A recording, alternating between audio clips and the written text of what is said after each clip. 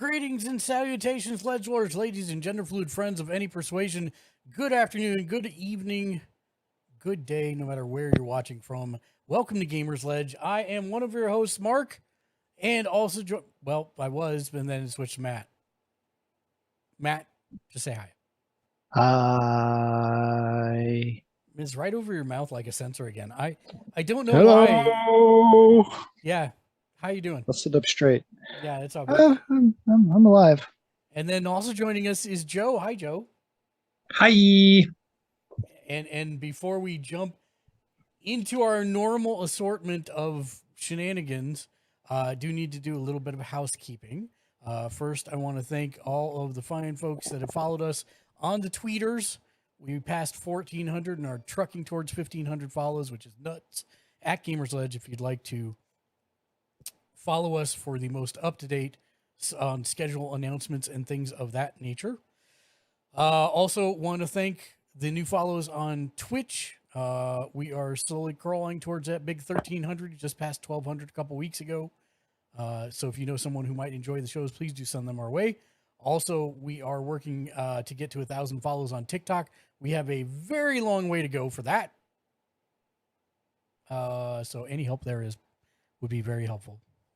And also do need to give a shout out to our bosses of boss producers, Shank the New, Mr. J Nice, and Neo Sapien. Why do we thank them at the top and bottom of every single show? The answer is because they are generously subbed to us through mechanics.gg, where you can go to directly support the stream. It is a service that pays creators like us 100% of the donations or subs you send our way. It's completely free to sign up, and every person who follows us on Mechanics via the link in chat automatically gets 5,000 Stardust to muck with us while we're playing games, with new ways being added daily. Plus, all of our socials are linked at Mechanics, so check out the link in the chat in order to follow us there. Second, we've just become an affiliate with XSplit Broadcasting Software, which is the broadcasting software we use and love. I personally feel it's miles ahead of OBS and Streamlabs OBS. It's the easiest of the broadcasting softwares. They don't do updates that make everything stop working. So it is a paid product. If you follow the link in chat, we'll get you 10% off your purchase, even the lifetime sub, which is a pretty significant chunk of change. Third, we are partnered with and sponsored by Z League, which is a service in which you can play in Warzone, Apex, League of Legends, or Halo tournaments with actual cash prizes. And if you play in just 5 tournaments in 1 month, you're automatically entered into a drawing to win a PS5 just for playing the games you already play and love. So check out Warzone. Check out Z League. I have Warzone on the brain because they just started a $70,000 duos tournament prize pool. So again, if you play Warzone, there you go. Fourth, we've got new merch in the merch store. You can check that out at bit.ly/Gamersledge merch, no matter where you are listening to this fine show from. We have new hats, new t-shirts, some beanies, new mugs, all kinds of stuff in there. Also, we do have some music. I don't know if you guys even know this. Someone actually deigned to write 2 songs for the channel, which is kind of cool. Really? Yeah. So Dark Razor is the person who does that. You can get DMCA free music from him. Just search your favorite streaming service for Dark Razor and use the music in your streams. The latest one he wrote for the first one was called Oh Hi Mark. The second one is Gamersledge, because when I saw it announced, I'm like, oh no. You did Gamersledge instead of Gamersledge. He's Hi, Mark. No, we've had that conversation. I did it on purpose. I'm like, oh, great. That's even better. Thank you. Hi, Thunder Ronin. Hi, Ken. Welcome to the stream. Hello, friends. Welcome in. I will do some shout outs here in a moment or 3. We have also joined Streamers for Kids, which is a streamer group promoting Extra Life, which, if you're not aware, oh, that's the wrong one. That's Discord. There we go. It's a group supporting Extra Life, which is a charity to buy sick kids in hospitals gaming equipment to make the things they're in for not quite as unbearable. If you'd like to donate and brighten some child's day, simply follow the link in the Twitch chat. We are going to be doing... What's up, Jimmy Julius? Welcome in, friend. We are going to be doing... Hello there. A 12-hour charity stream on Halloween, like proper on Monday, Halloween proper. So I know there will be costumes involved. I believe the word right now is 5 1-hour different one-shots, horror TTRPG one-shots, and then there should be some games in there as well. So TBD, keep it tuned. We're gonna do more stuff. But yes, that should be coming. Game Tricks or Pizza Time. Welcome in, my friend. He's raided us. Do I have a raid video here? I do have a raid video here.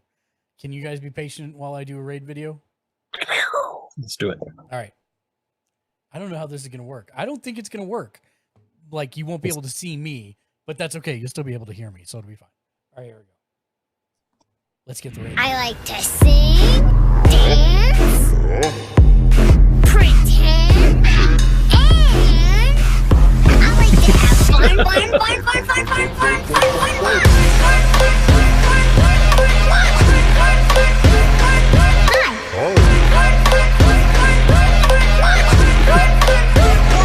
Love you.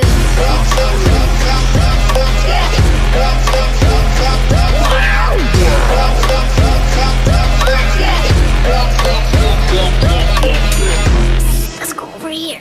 Just you and me. I just wanted to say,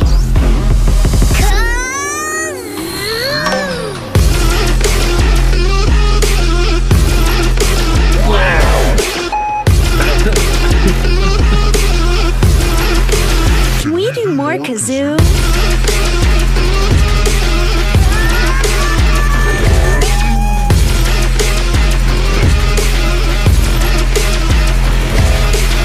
You're my special friend. Raiders, you're our special friend. Game Tricks or Pizza Time, you're a rock star. Thank you for the raid. We hope everybody has a great time here. Raid video out. Eventually.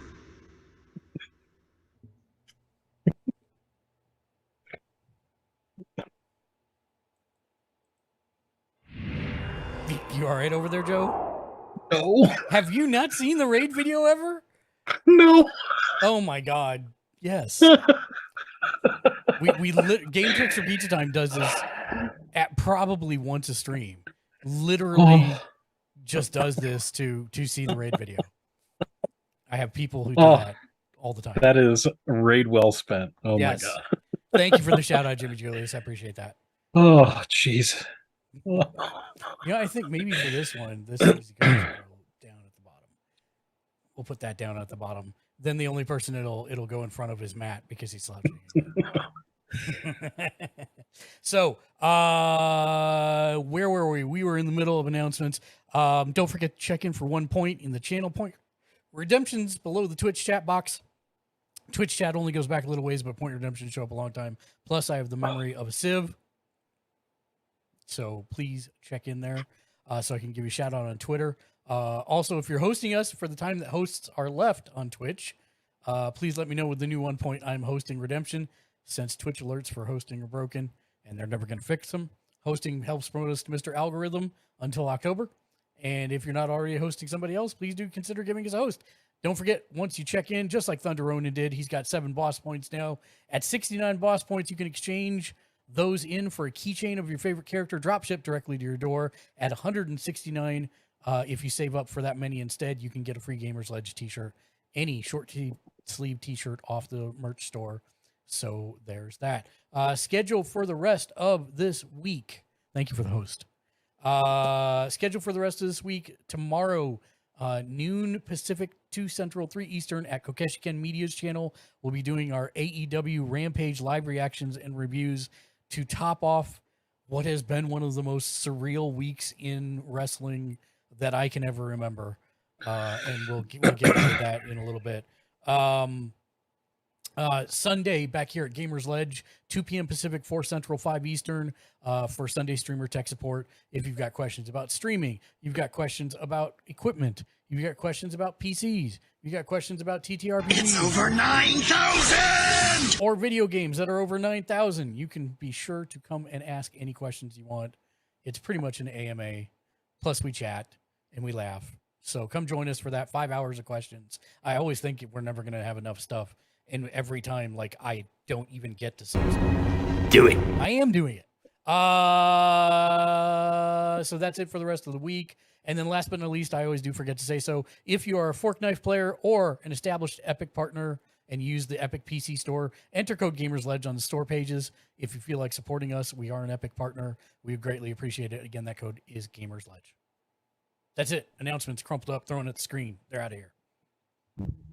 So let's go around the room and do what we always do. Talk about what we've been up to for the last couple weeks. In Joe's case, it's been a little bit longer, so let me unpin myself. Joe, how about you? What have you been up to since last I saw you? I went on a little mini vacation, and so I was in Austin for a bit, but I did do stuff. So yeah, so that's awesome. I did watch plenty of stuff. What did I do? Have you guys I don't remember, but have you guys talked about multiverses? You caught me in the middle of drinking something. Yeah, so we've talked about it a little bit. I'm the only one who plays it so far, so it's been not spoken about at length. I'll be back. I am very pleased with it personally. Yeah, go ahead. No, Sorry. that's it. Yeah, I played maybe about an hour or two of it. It has potential. It kind of cracks me up though, because it's just like when PlayStation All-Stars Battle Royale came out all those years ago, people were like, "Grr, we're so angry that this is a Smash ripoff," and now people are like, "Oh my God, we need more Smash ripoffs," and that's, I mean, there's tons of them now, and so I don't know, but this has a lot of really cool potential. I mean, it's Warner Brothers, is that right? Yeah, it's Warner Brothers. I mean, Warner Brothers stable is pretty rife with stuff. I mean, you got what did they have, like Stripe from Gremlins, I think has been featured in their artwork, and not Adventure Time. What's the other one? Steven Universe. And Adventure Time. Yep. And Rick and Morty.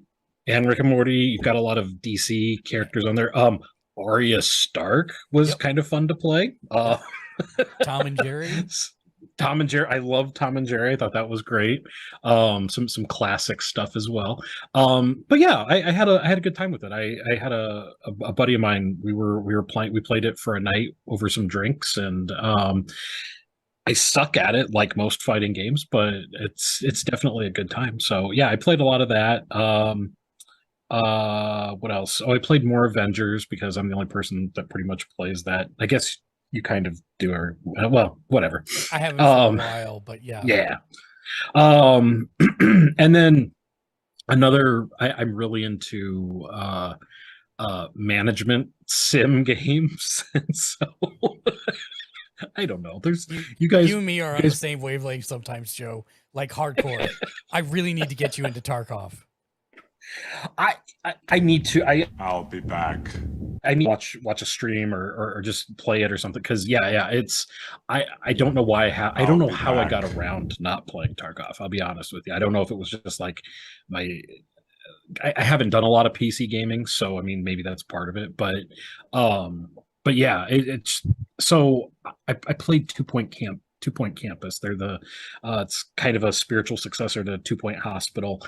Sega, I think, produces it, but it's made by a British company. I forget what their name is, but yeah, it's management. You're building a school. It's a lot more accessible than 2 Point Hospital was, if that means anything to anybody. If anyone played 2 Point Hospital, it got to a point in 2 Point Hospital where it was just like you literally, there was no way to progress because it was really hard to determine what your people needed. Anyway, besides the point. What else? Oh, the other day I started mining the PlayStation Plus whatever stack of stuff, and I couldn't help but notice that Lawnmower Simulator is free to play. And it's really okay. It's totally playable. I found myself really getting into It's not cutting over to me, but I am shaking my head it. like profusely. I can see it. I can see.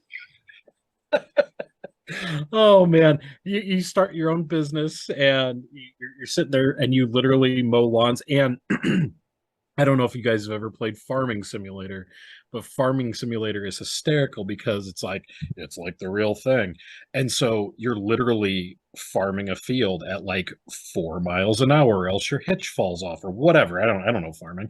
Um,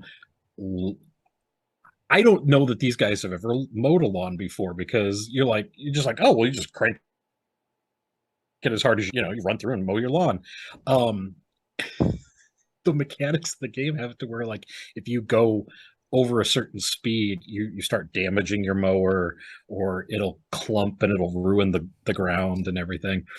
So there's some strategy to this game. Anyway, lawnmower simulator, guys, it's free. Check it out. I did actually start. Wait. Oh, I have a bunch of questions now. Oh, okay. First of all, how long did you spend with Lawnmower Simulator? Way longer than I should have. I've probably put maybe 5 to 10 hours into this game. Okay. All right. So then, listen, I'm not gonna be a stickler about this. I would say 5 to 10 hours of Lawnmower Simulator. That's a full review. So on a scale of 1 to 10, what would you rate this? Granted, it is a free game, but as objectively as a like you're gonna invest 5 to 10 hours in this. I would give it a 6. I would give it a 6. Because I have friends that are like, hashtag stripe game and stuff like that, where they put the stripes on their lawns and stuff like that. And so a game like Lawnmower Simulator, much like much like a Farming Simulator, there are people. I mean, Farming Simulator is huge. I mean, it is. Back in my GameStop days, it always blew my mind, especially being here in the Midwest. People would just be like, "Yo, you got that Farming Simulator 2020, yo," and you're just like, "Yeah, I do. Why do you want it?" Yeah. But it is immense. So and the other thing is like it's made by a European company, I guess, because a lot of those mowers, I don't know why I'm air quoting that, but it actually has like brand name mowers like Toro and stuff like that. And so it's like, oh man, I got to get me the Toro that has the mulching action, so I don't have to worry about bagging stuff. But I know there are people that really get off on that kind of thing as far as like games go, and so I'm like, no, this is, I mean, because you can put the stripes down. You can, if you like bagging your grass, you can do that. It's a thing. It's just, anyway. So yeah, I'd give it like a 6, 5.5, 6 out of 10, I guess.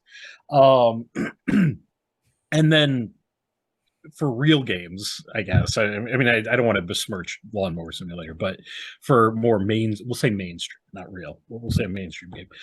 I did start playing Elden Ring finally. It's been a year, and just as expected, I suck, and I suck at it. But I mean, I love. What's the one that everyone loves?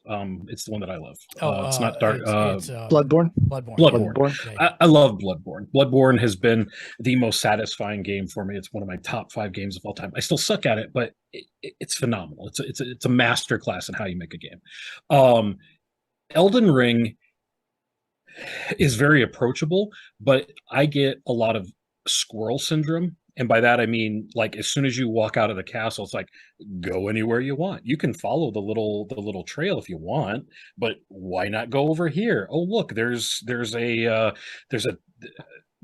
duck with a demon head, and so why not check that out? And so I've spent probably 10 hours on Elden Ring, and I'm just like, I don't know where I'm supposed to be at. I'm in a dungeon right now where I've got these like little gargoyles with duck feet and brooms or something that they're like trying to hit me with, and then there's like this weird I don't know. It's whatever.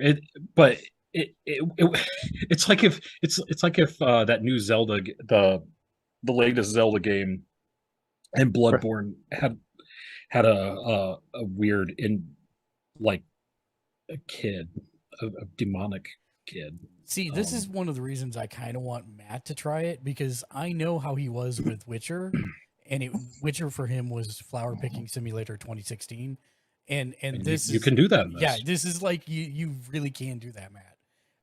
Granted, I mean, my experience was I followed the way they wanted me to go, and I was stuck in the same area for about, like, I don't know, 3 or 4 hours, but there is definitely squirrel syndrome if you don't keep yourself on track.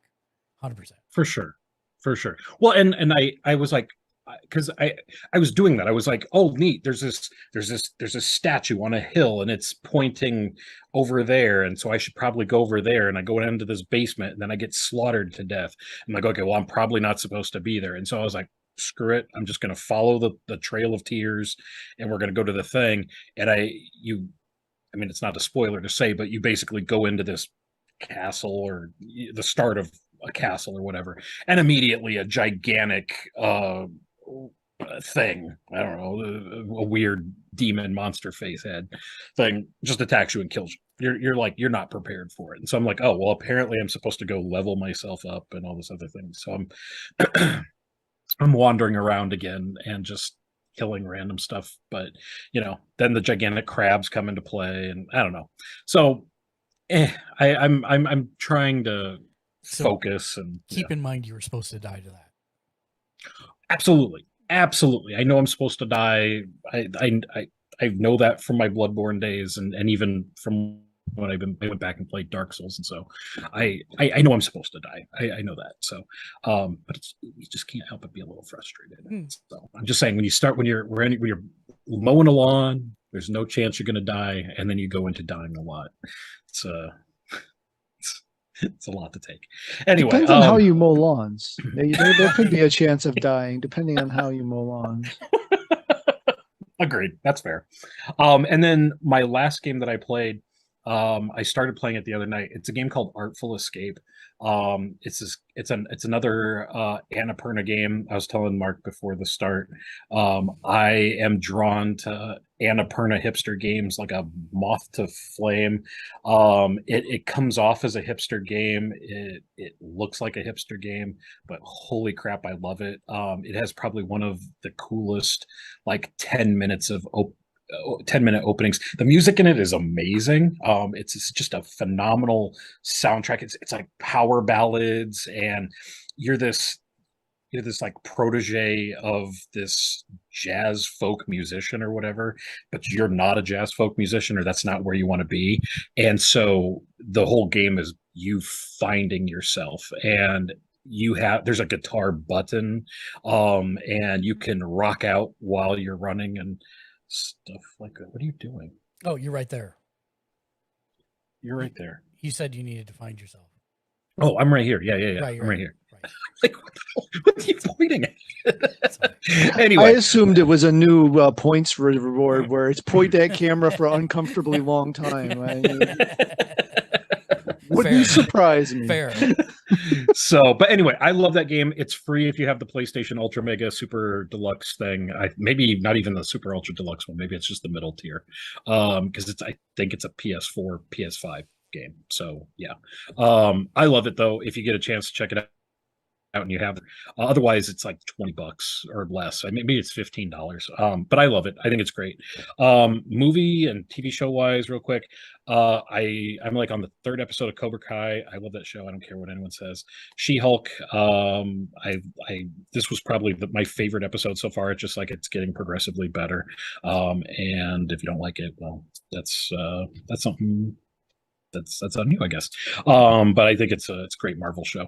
I've been watching Somebody Feed Phil. Oh, yay! Yeah, freaking love that show. It's amazing. It's great. Yeah, it is hysterical to watch him be like the completely clueless guy in random places. Yep.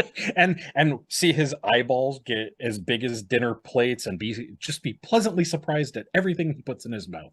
Yep. And then the call to his parents every the Skype call with his parents at the like 3/4 mark of every show. Oh no, what It's season are you in? So when I was in Austin, I watched with a buddy of mine. We were planning on maybe going to New Orleans later on this year. And so we watched New Orleans and then we just kept on watching. And so I think that's like season 4-ish maybe.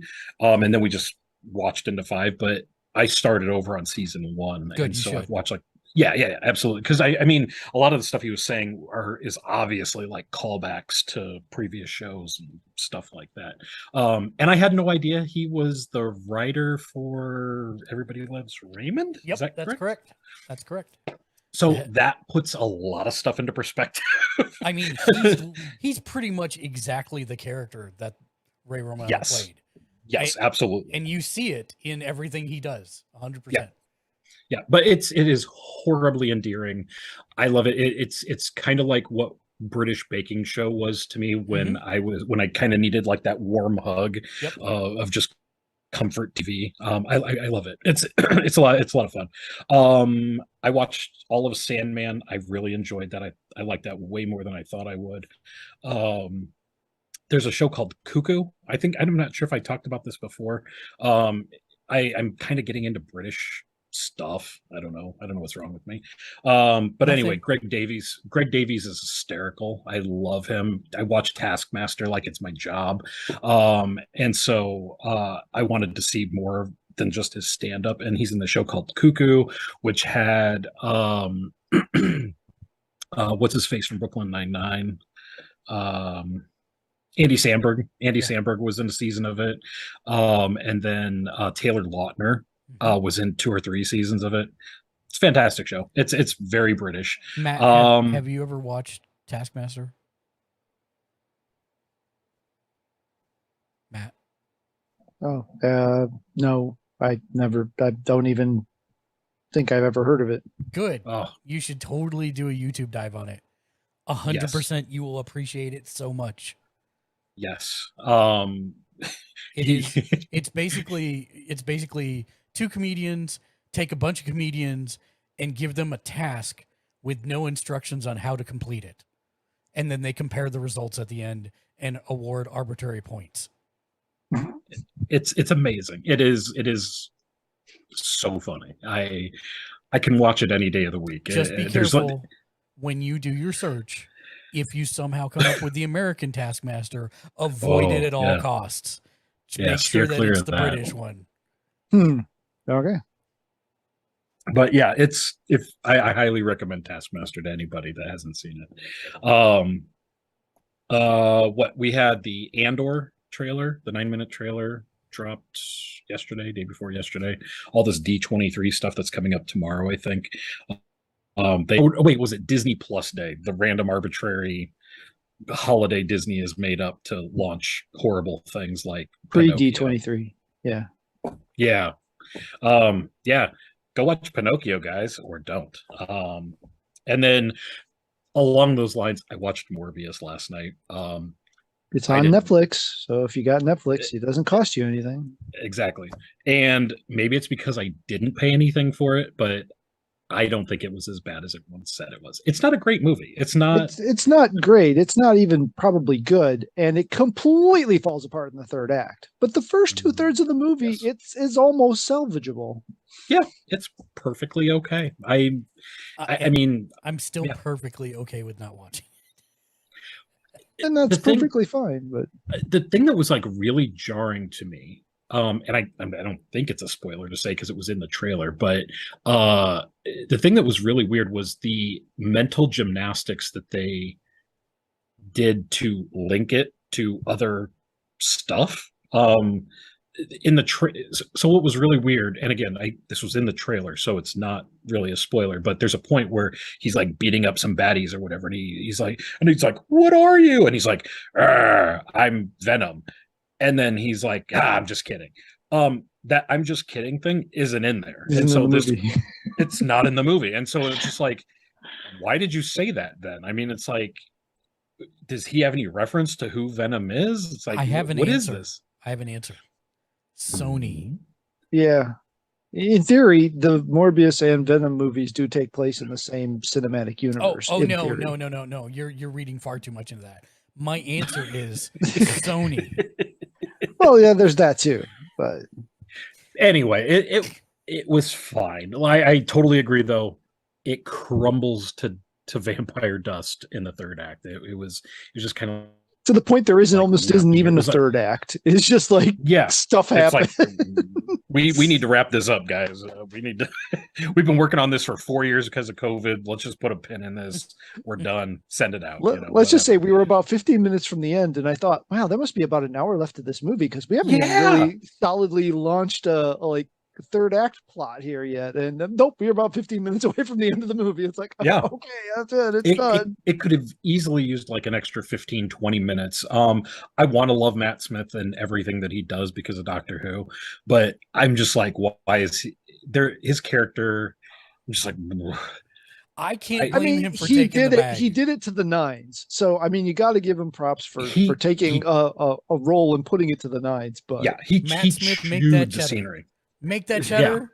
I got no problem with you taking the bag for this. That's fine. and that whole Oh. dancing sequence, I Oh, I have no idea what the heck that was, Yeah, or you guys why are we had like 5 totally minutes of it. but- Reaffirming my 100% decision to never watch this movie.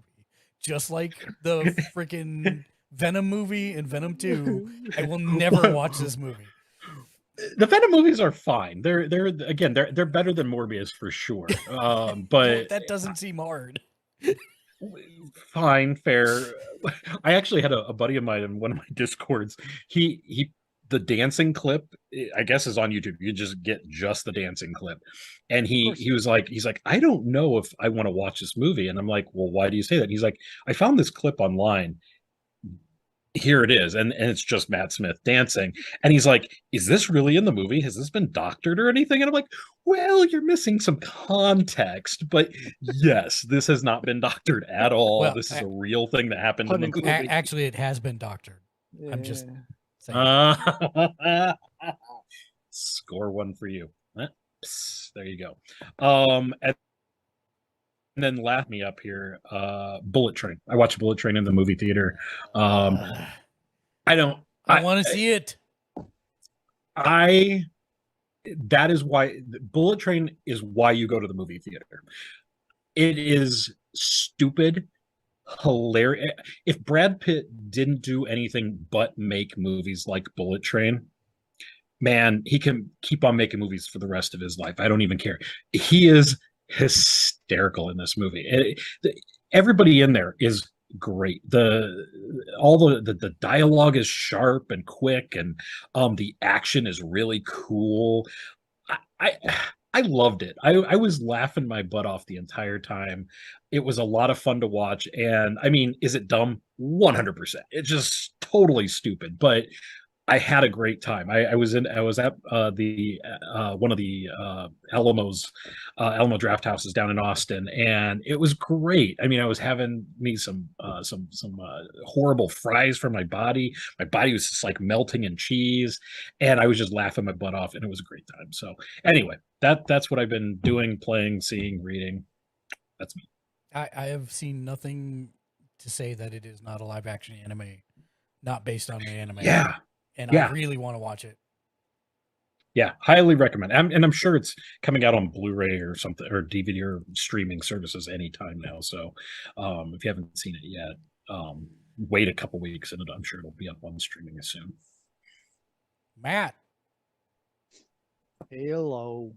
Hello. Pretty short list today. So as the last few podcasts have been, and you'll see a lot of repeats. So still working on Returnal. Still haven't beaten the second set of biomes, so I'm working on that still. We did some Fortnite a couple nights this last couple of weeks. Still playing through Idle Champions. I don't know why, other than I can't muster the will to do much else these days. And then I also mining through PlayStation Extra Deluxe, whatever. There was a game on there called Bring Us the Moon. Yeah. and caught my eye. Just the general plot did, and I plucked it down and figured, okay, this seems to be a quick little thing. And yeah, play that and beat it. It's a pretty short. I don't even know, maybe 6 hours, maybe ish. It's a third person puzzle adventure ish type game. You're literally going to the moon. There's the obligatory, everything explodes and you're flying recklessly through space, trying not to collide into debris. There's the hopping around on the moon. Although the weirdest thing is when you're in the moon base, gravity's normal, but when you go outside, gravity's moon gravity. Checks out. Checks out, works for me. You're always in your spacesuit, which has a 3-minute supply of oxygen for some reason. So every time you go outside of the moon base, you have 3 minutes of oxygen. Fortunately, if you stay on the paths, there's plenty of oxygen refills. It's only if you go want to wander off this direction or that direction. So my assumption is that it's a very small playground, and therefore to keep you in the bounds of the playground, they keep you hopping from oxygen supply to oxygen supply. It is a little small dev team Kickstarter game. Almost 80% of the credit time was Kickstarter people versus developers and actual credits. But I'd say it's a 6.5, 7, depending on your tolerance for some indie game jank. There's one time I just got stuck in the place on the floor that should have been completely fine, and I had to restart from the last checkpoint because I was just stuck on the floor for some reason. Voice acting's pretty good. Story's pretty good. It does the story is mostly done. I think it was, what was it called? Tacoma style, where you're viewing recordings of these kind of abstract people, and what happened to them and what happened on the moon base and where everything ended up at. But it's pretty solid. Nothing great, but it was a good little thing to chew up some time when I didn't really have the mental capacity to take on anything too heavy. So that's pretty much it on the game front. I watched, my wife and daughter were watching Stranger Things for the first time before my daughter headed back to college. So I ended up watching seasons 3 and 4 of Stranger Things again. It's still excellent. It's still amazing. Yeah. I almost fear season 5 just because of how good 3 and 4 are. But we'll hope Netflix keeps throwing money at it like it's, things I won't talk about on this stream. It's not HBO Max. Yeah, pretty much. Then my elliptical show continues to be Better Call Saul. I'm about halfway through season 2 now. So stuff's getting interesting. So that's I think I already like it better than Breaking Bad. So seems to be the consensus. Yeah. I mean, there's parts of Breaking Bad that are really good, but there's a lot of. Can you watch Better Call Saul without Breaking Bad? Oh yeah, well, at least so far you totally could. I mean, without, the only fact is you don't know who Saul is. You don't know what because this takes, at least seasons 1 and 2 take place before Breaking Bad. So you're watching a character's origin. You're just watching it without knowing where the character ends up. Right. So yeah, you could totally watch Better Call Saul without watching. I mean, I believe that Breaking Bad, I'm a weird person. I have a weird set of ethics and morals. I don't want to watch something that glorifies drugs, which is weird because I'm happy we're watching Sopranos where they kill people. But for some reason, there's a line there with me. And so I'm interested in Better Call Saul because I love the actor and I don't mind weird lawyer procedurals, whether he's on the right side of the law or not. But that I would even say you could just watch the episode of, is it season 1 or 2 that, I think it's season 1 that has the episode of Breaking Bad called Better Call Saul. Oh, okay. You could watch that episode of Breaking Bad and then go Directly into it. You'll totally not understand what's going on with the first section that's in black and white of episode 1. Just live with that and then move on with the rest of the show. Yeah. But yeah, I'd say you could easily do that. And I wouldn't say Breaking Bad glorifies drugs. They're definitely a centerpiece, but there is definitely a conflicted message throughout that show about what's going on. Yeah, but he's still kind of the bad guy. Oh yeah, he's totally the bad So, guy. I mean, don't really. I'm getting Ozark vibes. I mean, is that fair? Yeah, that's the problem. I don't want to watch that show either because I lived there. I- Grew up there. I haven't and watched Ozark, so I can't Oh, stay. I stay lived okay. Ozark. there. I don't want to revisit. How about that? I think you lived a different Ozark than the TV show is. Yeah, not too far from what I know. So I'm also slowly working my way through Mobile Suit Gundam Iron Blooded Orphans, which is a fairly old iteration of Metal Suit Gundam, Mobile Suit Gundam. She-Hulk, I have not watched this week's yet, but I've enjoyed everything except the stinger for episode 2 so far. And then Paper Girls. I don't remember if I talked about Paper Girls last time or not, or if I had finished it yet or not, but I finished Paper Girls, and I just saw as we were getting ready for the show that Prime is not picking up a season 2. So the show may not get a season 2. Which is kind of weird considering ratings wise, it really got good ratings. So I don't know what drove their decision to not pick up a season 2. But I know I was conflicted about it. I think I did express that. Even if I hadn't finished the show, I was as conflicted about the adaptation, and I'm struggling to figure out how Vaughn can be so involved in these projects and the adaptations keep going so Horribly weirdly. askew. Yeah. Um, I have a question. sure. Something you said. Uh-oh. You did not like the stinger for episode 2 of She-Hulk. Yeah. what was That- the stinger? that- is that that was spoiler? the- Just say what it was. It was the person whom the real person Yeah, with I her. don't know Oh. why. That is like Hmm. the most She-Hulk thing they could have done. That's why I'm confused mean, why you didn't like it. Cards on the table. I have never read a titled She-Hulk book. Oh, I have only read her in other books. I understand she's kind of a comedy character. I understand that she's like slice of life character. I get that, but that individual's behavior for the 20 seconds she was on screen, there was only like 2 of it that were like normal human things that I had never needed to experience. But that's my personal opinion. I mean, having read all of the comic books, this is probably like, I would almost say that this is the show that is the most faithful to the feel of the comics that we've had yet. And that may be. Like I said, I have no place to ground it on. I have no problem with the show proper. It's just that one stinger. And I mean, it was all done because the actress is a fan of that person. So that's the only reason that exists. Not to mention, she's a superhuman law lawyer. Why is she dealing with this person who has no superhuman anything? That was so. Yes, I'm right there with you, Matt. So again, never read. I didn't realize that she'll Deadpoolian talk to the, she was breaking the fourth wall and everything like that. Did not know that going in. So originally that sat with me the wrong way. But so once I got over that and actually was like checking, like I read it through a couple of the issues and everything. I'm like, oh yeah, no, this is very close. They even kind of nod to the original origin story with the mob and everything like that and blah, blah, blah.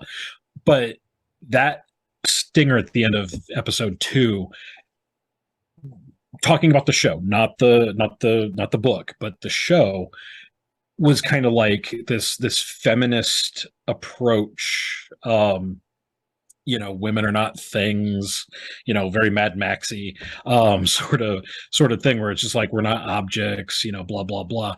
And then that stinger does exactly that. And I was like, well, that seems awkward. And it almost felt like it was like shoehorned in there because, like you said, Matt, like she's a fan of the show, and so they're like, "Oh, well, we'll put her on. Won't that be funny?"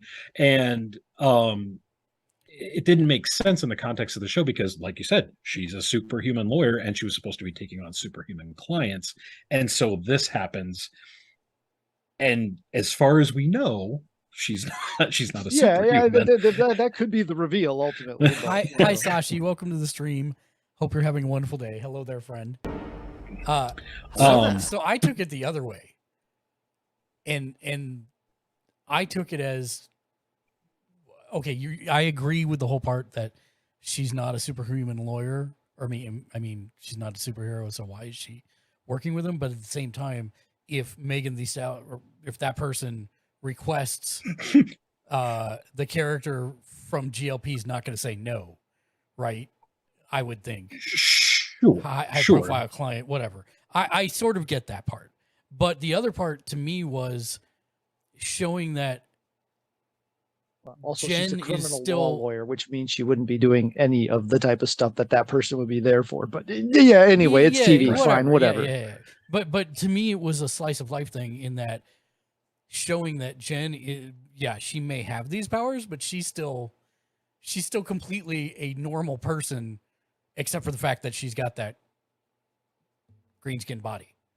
In that she was starstruck and couldn't believe that she was doing Although that the entire thing about her being completely in control and then her ripping out that one line about what she's willing to do, and Right. that just kind of really counterplays to the whole thing is just so counter to everything else. I think that's Yes. all it is it felt tonally dissonant. It's Yeah, I mean, it You're it not felt like it wrong. was shoehorned in. It was like, she like MTS, we'll call her, was next door shooting a video or something like that, and she just happened to walk by and be like, "Oh, hey, it's Marvel. Hey, can I do a thing?" And they, it's like, "Cool, we'll get you a guest spot. We'll put you in here." And it felt very shoehorned. But we're making a big deal out of freaking yeah. I mean, it's like, a at the end of the 20-second day, thing. It's you know, 20 who whatever. cares? Who cares? Oh, I mean, obrigado- otherwise, Oh, sorry. Give me it's one a second. fantastic show. So, Obrigado, Sashi. Desculpa, meu português is muito bosta. Pero obrigado.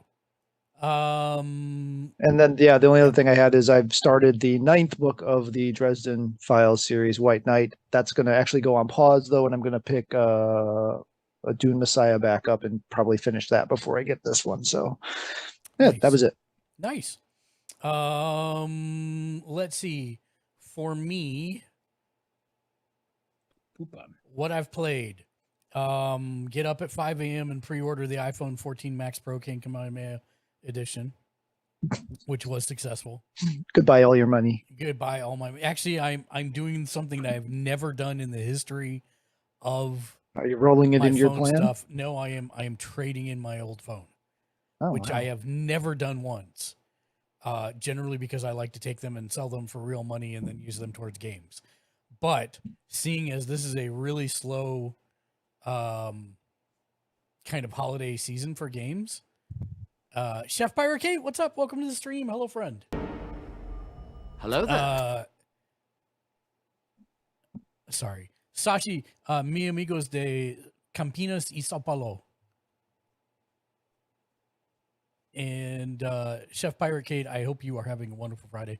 But yeah, I've been waiting. My wife especially has been waiting to upgrade to when they had a major upgrade and not just these little tiny iterative upgrades.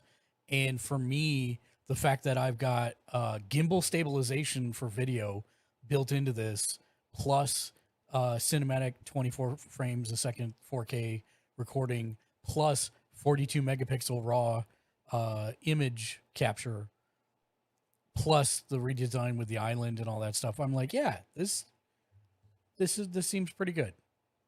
Wasn't one of you guys saying, what is it, 48 megapixel or something like that? Yeah, too? Is it 40? Can't remember if it's 42 or 48, but regardless, it's a giant number. It's a lot. It's Yeah. it's all the megapixels. It's all the megapixels. It's ridiculous. It's more than anyone could reasonably need on That that is not small true. of a camera. Well, but- on that small of a camera. Yes, you're right. You're right. But I mean, that is approaching DSLR territory. And the fact that I'm going to be able to carry this thing around in my pocket, it suddenly changed my landscape, because when I was going to TwitchCon, I was going to take the mirrorless camera with me, which meant I would need to take batteries. I was going to have to buy extra batteries and all that stuff. And now I'm just like, no, I'll just take my phone and just do it with my phone. And that makes a whole lot more sense.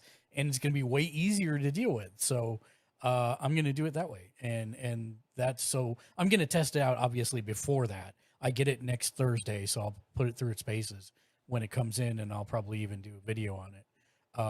But yeah, I'm super excited about it.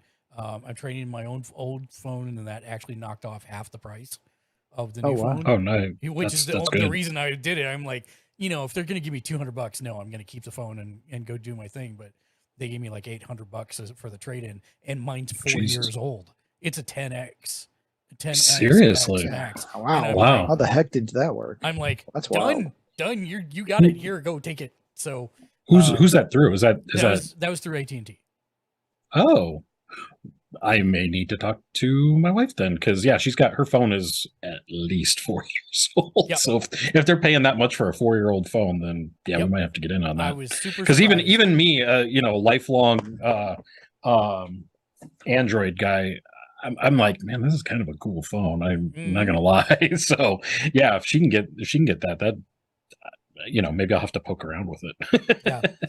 Yeah. So I did that at 5:30 this morning and then went back to bed after we successfully did it. And then been playing Escape from Tarkov, which, Joe, it's a first-person shooter, which I don't know where you lie on that. Yeah, fine. I love first-person shooters. It's hyper-realistic, so it's super easy to die. But usually, like, it's one of those things where most of the time you know what you did wrong. Mm-hmm. But more, it's about the spreadsheets outside the game that you want to keep for what the best ammunition is. And then it's about upgrading your base, and it's about hoarding. It is a hoarding simulator. And then it is about building any gun you can think of kind of game. Well, and we've been playing this on stream for like forever. I mean, does the game not have an end, or? So basically what happens is it's still in beta. It's been in beta for 4 years. Okay. And there are places on the map that are still not released yet. And the thought is that once they do 1 or 2 more of these, even though all the places won't be released, they will most likely go to version 1.0. Now, the downside of this game is that it is very, very grindy. And there are shortcuts that you can do, but the best one I can tell you, and it sounds like it's insane, but I know how much you spend on collector's editions. Their collector's edition is $150, and it gives you the maximum size storage and the maximum size prison pouch. It's not really a prison pouch, but we just call it a prison pouch because it's funny. And it's funny. So basically, whatever's in the prison pouch, when you die, you keep. Whereas, and this is a very punishing game in the fact that if you are on there's 2 characters. There's your main character, which is the PMC, and then there's a scavenger character. And the way it works is if you're in the game on your PMC and you die, you lose everything in your inventory except minus whatever's in your prison pouch. So usually we keep meds and food and water in the prison pouch, that type of stuff. If you find something super valuable, you can put it in the prison pouch and swap something out.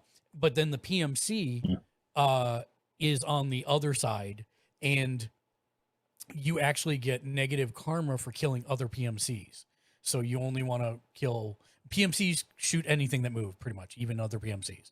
But scabs just want to loot and get crap, and then when you successfully make it out, then you get to transfer all that stuff over to your PMC, and you can sell it or do whatever you want to do with it. Craft new things, and you have a hideout, so you're constantly needing new things to upgrade your hideout, so you're constantly on the move in the game looking for stuff. It's super addictive. Like I literally played it for I think a month and was like, I must make a full day out of this once a week. So there's that. I super love it. I think you would enjoy the hell out of it. You're welcome to join us every Tuesday at 7 p.m. Pacific. Cool. Or earlier. Sounds awesome. The rest of them start earlier than me. Been playing Fork Knife. We got 7 dubs on Wednesday, and build mode is far less sweaty than no build mode now. And got 2 dubs tonight before the show, playing on no build mode. So I really think, we're getting better, I guess is the short form. Final Fantasy VII Remake Intergrade. Finally finished it. Took me 8 hours, 3 streams to finish it off. 8 hours of what was supposed to be a 5-hour story, but because I am one of those completionist people, I did everything. And it took me 8 hours total. I really liked it. And I was surprised how much post-credits stuff there was in the game. Mm-hmm. I really expected it to be, hey, congratulations, and like, here's a quick little snippet. And there was a lot more than that. Not really like, I wouldn't go so far as to say a lot of it was anything substantial, but one thing was, and that was more than I thought I was going to get. And then we played some D&D 2 weeks ago. What else? What I've been watching? That's pretty much it. I'm playing. Watching Harley Quinn season 3. Oh yeah. Chef's kiss. It is so good. Like, I have always stood by the fact that I do not care if things muck with continuity from books to translation to movies or films, as long as it captures the essence of the character. As long as it feels like the character, I don't care. And this is that 1,000% fold. And I did not know that they released them weekly. So I unfortunately ran out of season 3. I had thought that they went all of them. Hi, Ashley. How are you doing tonight? I hope you're having a wonderful day. Thank you for the host. And hello. Hello there. But yeah, that show, if you've not watched it, Matt, I'm sure I need not ask. Have you started it yet or no? No. Okay. I wish You were I could- missing out on so much humor in your life. I wish I could convince you. I have a very complicated relationship with comedies, so I tend to go for pretty much anything before comedy. So I still haven't watched Peacemaker. I still haven't watched So this is not that Peacemaker. a bunch of other stuff. You haven't watched it, so you wouldn't know. I was gonna say this is not Peacemaker. This is like, did you watch Batman the Animated Series? Yeah. Okay. Did you like Batman the Animated Series? Yes. Okay, then you will like this, although it's a lot more disrespectful. is a short version of it, but not like in a bad way that makes you angry. It's usually in a way that makes you laugh. Irreverent. Yeah, irreverent. It's a More lot than disrespectful. Yeah. Yeah. Yeah, you're right. That's a better word. But again, everybody is the core of the character. Meep, happy birthday, Hello there. everybody. Welcome in. I hope you had a wonderful stream yesterday. It was Meep's birthday stream yesterday. And she had Meep. a lot of people. No. It's Meep meep. there you go. Well, I don't have a soundboard like you do, I so can't help that. She-Hulk episode 2, I 3 guess, was this week. Yeah, I guess I've only seen up through 2. Because that was the last thing I saw, was the thing you didn't like. So Yeah. it must only be through 2. So let's get this out of the way. I'll do the other stuff and then I'll end on this one because it's the longest. My wife restarted watching Sister Wives, so I've been watching a lot of that, sadly. And then last but not least, Star Trek Strange New Worlds is the best freaking Trek thing that they have produced in the last 10 years. Please inject more of it into my eyeballs. Seriously. Yes. It's like, why can't they get this right with Picard or with I keep wanting to say Destiny now. Discovery. Yeah, I'm serious. This is not a hard formula. Why can't you get it right like this show has? Oh my God, it's so good. Lower Decks. Lower Decks is going on right now, and that's fantastic as well. Lower Decks. I like it. Lower Decks is good. It wasn't until I think it was the first episode of season 2 where they did the montage of the ship shots outside, making fun of everything. Dude, that's when it got me. I just freaking lost it because I'm like, oh my God, this is ship porn is what it is. So to kind of tie it all together, Harley Quinn, much like Lower Decks, rewards you for being a fan of the other stuff. So I mean, having watched Batman Beyond and all that, especially this latest episode of Harley Quinn, all the stuff that happens in Harley Quinn, if you've seen literally any of even the movies, I guess count, but especially the cartoons and stuff like that, it rewards you for having seen those. Lower Decks is exactly the same way. If you've watched any of the old, the original series stuff, or definitely the movies from an episode or two back, there is so much stuff, and it's not like, hey, look, we're doing a thing. This is a callback. This is a callback. It's blink and you'll miss it type stuff. And I mean, there is some overtly here, we're paying homage to this thing or this movie or whatever, but Yeah, I have nothing but love for those shows. They're great. Yeah, I think it took me longer to warm up to Lower Decks, but it definitely is like it's running on all cylinders now, and I'm pretty invested in it. So that's that stuff, and then there was the AEW watch along that we did for the pay-per-view last week. Pay-per-view was really good. Then what happened next was they do these presser events after the pay-per-views, and usually they are nothing burgers. They're like people coming in and talking in that weird space between kayfabe and real life, and people ask them real life questions, and 9 times out of 10 they answer in kayfabe. And if you're not familiar with kayfabe is, it means it's like the reality that wrestling is still real, so you don't acknowledge real life. Well, CM Punk, who you may or may not know, is a controversial person, and he sat down at the beginning of this presser and legitimately tried to implode the company.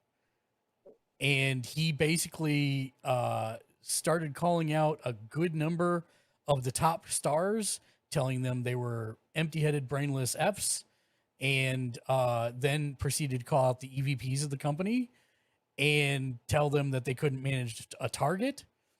And so he was like, if anybody has an issue with me, come and talk to me and we'll sort it out. And so the EVPs went and talked to him, and he started throwing punches. And apparently one of the EVPs got Punk's dog out of the way because it was going apeshit and he didn't want it to get injured. And Punk's longtime friend and trainer then threw a chair at one of the other EVPs and hit him in the eye. And as Omega was trying to, or as the third EVP who had saved the dog was trying to break them up, he then pulled his hair and bit him. So on top of that, Punk was injured during the match after being out for injury for several months and is now going to be out for another 6 to 8 months. There's a formal investigation going on. I fully expect that they're going to they're going to help Punk get better and then fire him. I don't see why you would want that kind of cancer. Oh, it would. If you think it's nuts hearing about it now, Meep, you should have seen during the presser. Even the CEO of the company, like if you watched his eyes during it, it was like, oh, F, this whole time that he was sitting next to the guy. He should have shut him down, but he didn't, whatever. But still, it was like, so nuts. what evidence do you propose that this isn't all just a thing? A stunt, thing, yeah. So it's a lot to unpack, but the short version is there's a guy named Colt Cabana. His name is Scotty something or other. I don't remember his actual name. No one asked Punk about him. There was a lawsuit between him and CM Punk. They used to be best friends. They used to live together in Chicago. CM Punk said he'd cover a lawsuit, paying a lawsuit. He didn't. Punk sued him. And then obviously Punk had way more money than Cabana. So when they did discovery and found out that Cabana was, his mom was attached to it, Cabana tried to settle. What? His mom was attached to his bank account. And so if they, because CM Punk countersued Colt Cabana afterwards. And so anyways, no one asked CM Punk at this presser about this guy. Okay. He saw one of the reporters in the audience that he had known had been friends with Colt Cabana at one time, and singled him out and said, "Hey, do you know Scotty?" With his real name, not the fake name. And sorry, I'm telling this a little bit out of order. The other thing you need to know is that when CM Punk came into AEW, it looked like Colt Cabana was going to be let go, but instead got shuffled to another company that's under their umbrella called Ring of Honor. Oh, so the rumors came out that CM Punk was the reason that he got almost fired and then shuffled down to this other thing. CM Punk blamed the EVPs for leaking this information onto the internet, even though he apparently had nothing to do with it. Anyways, this is like something that happened basically 10 years ago. And so, yeah, I know, right? So for him to sit down and he calls out this reporter and says, "Aren't you a friend of Scott Colton?" That's his name, Scott Colton. And he's like, "No, man, we were in the improv class together like 4 or 5 years ago." And he's like, "But you're a friend of his, right?" And he's like, "No, not really. I don't really have any connection with him."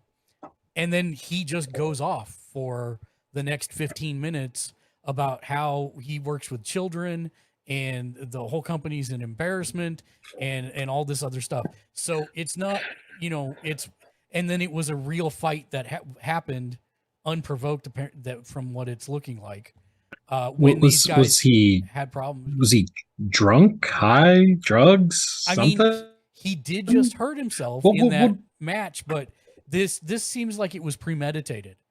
And it's an embarrassment for the entire company. Anyways, watching this unfold over 72 hours after the pay-per-view was insane. And so then the question became, what is the owner of the company going to do? And so everybody tuned in on Wednesday, and he stripped everybody because the EVPs had just won the trios tournament at the pay-per-view and won the brand new trios titles.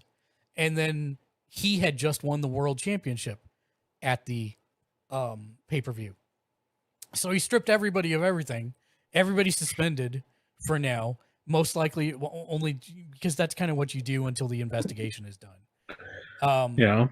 Okay, so EVPs are wrestlers, not executive vice presidents. No, okay, they are both. They are executive. Well, okay, they're wrestlers though, so wrestlers. the fight could still be staged. It could still all just be a ridiculously, massively ridiculous stage thing. No, this is not staged. It's a bad look for the company if it's real. Apparently, from all kinds of reports. Why? Drama is what the whole thing is about. This is drama. It's getting footage. It's getting. I'm trying to and no explain. press is bad Hold press, on. right? No, that is not the case because they fall under the HBO Discovery umbrella where everybody's being scrutinized right now, and this is not a good look to have your world champion come out and say that the entire organization is horrible and it's mismanaged and all this type of stuff. So this is like the worst. So what are the internet time. saying then?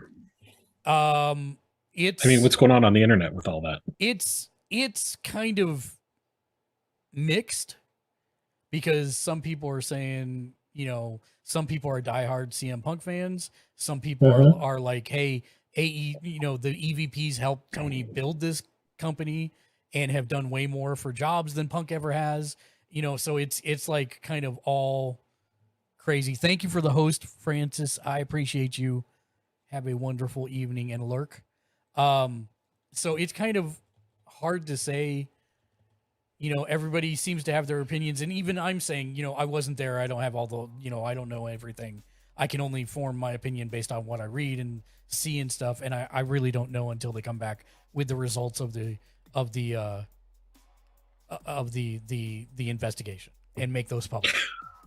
Well, not having seen or heard it, I'm inclined because so much of that stuff, even like in the WWE and stuff like that, so much of what's going on behind the scenes bleeds over into, and it becomes a story or whatever. The line of reality is always getting blurred. Yeah, 100%.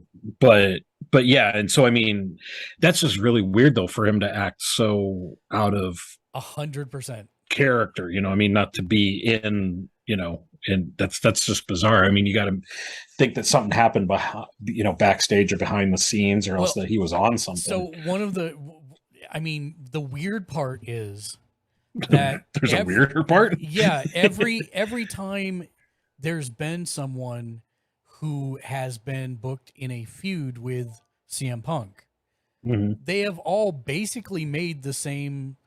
What's up, Sensei Togepi? Welcome to the stream. Hello, friend. They've basically all made the same promo illusions, etc. And for some reason, when Adam Page was the world champion, he had one that said, you come out and you talk about, wrestlers' rights and everything, but then you don't practice what you preach or whatever. And that was a thinly veiled allusion to Scott Colton and this whole Colt Cabana thing. But other people had already done that, right? And for whatever reason, this guy is super thin-skinned, and a couple weeks ago, before the pay-per-view match on live TV, he called out Adam Page to come and fight him. Now, Page wasn't booked to be on the show. He was there, but it's not like he's going to go out against the wishes of the boss and creative and all that stuff and fight him. And so suddenly you had one babyface making the other one of the other top babyfaces look incompetent or dumb or chicken, and he called him Chicken S, on live mic on national television. And that's part of this was like the foreshadowing. And we all thought, the industry was kind of a buzz, all the dirt sheets and everything were a buzz about why did CM Punk go into business for himself about this promo when other people had said similar things. And yeah, that was one of the main people he attacked during this. So it was very, very strange all around. And we'll see what comes out of it. But they did strip everybody of the belts. And so now we're getting a tournament for the World Championship belts, and they crowned new trios champions on Wednesday night. So it's really weird and interesting. They didn't address anything, and that's the thing, right? If this is a story match, usually they would have address totally addressed it, and they didn't. They addressed nothing. He didn't even say why they were being stripped or who they were being stripped from. They were just literally like, due to things that happened, circumstances from this weekend, we had to strip all the titles and we're doing this. And that was the extent of what went on at the time. So it's really weird. But yeah, it was a crazy kind of week for AEW. And I am interested to see, and we just got Kenny Omega back and now he's suspended again. We'll see how it goes. But yeah, that was the big news this week for stuff I was watching.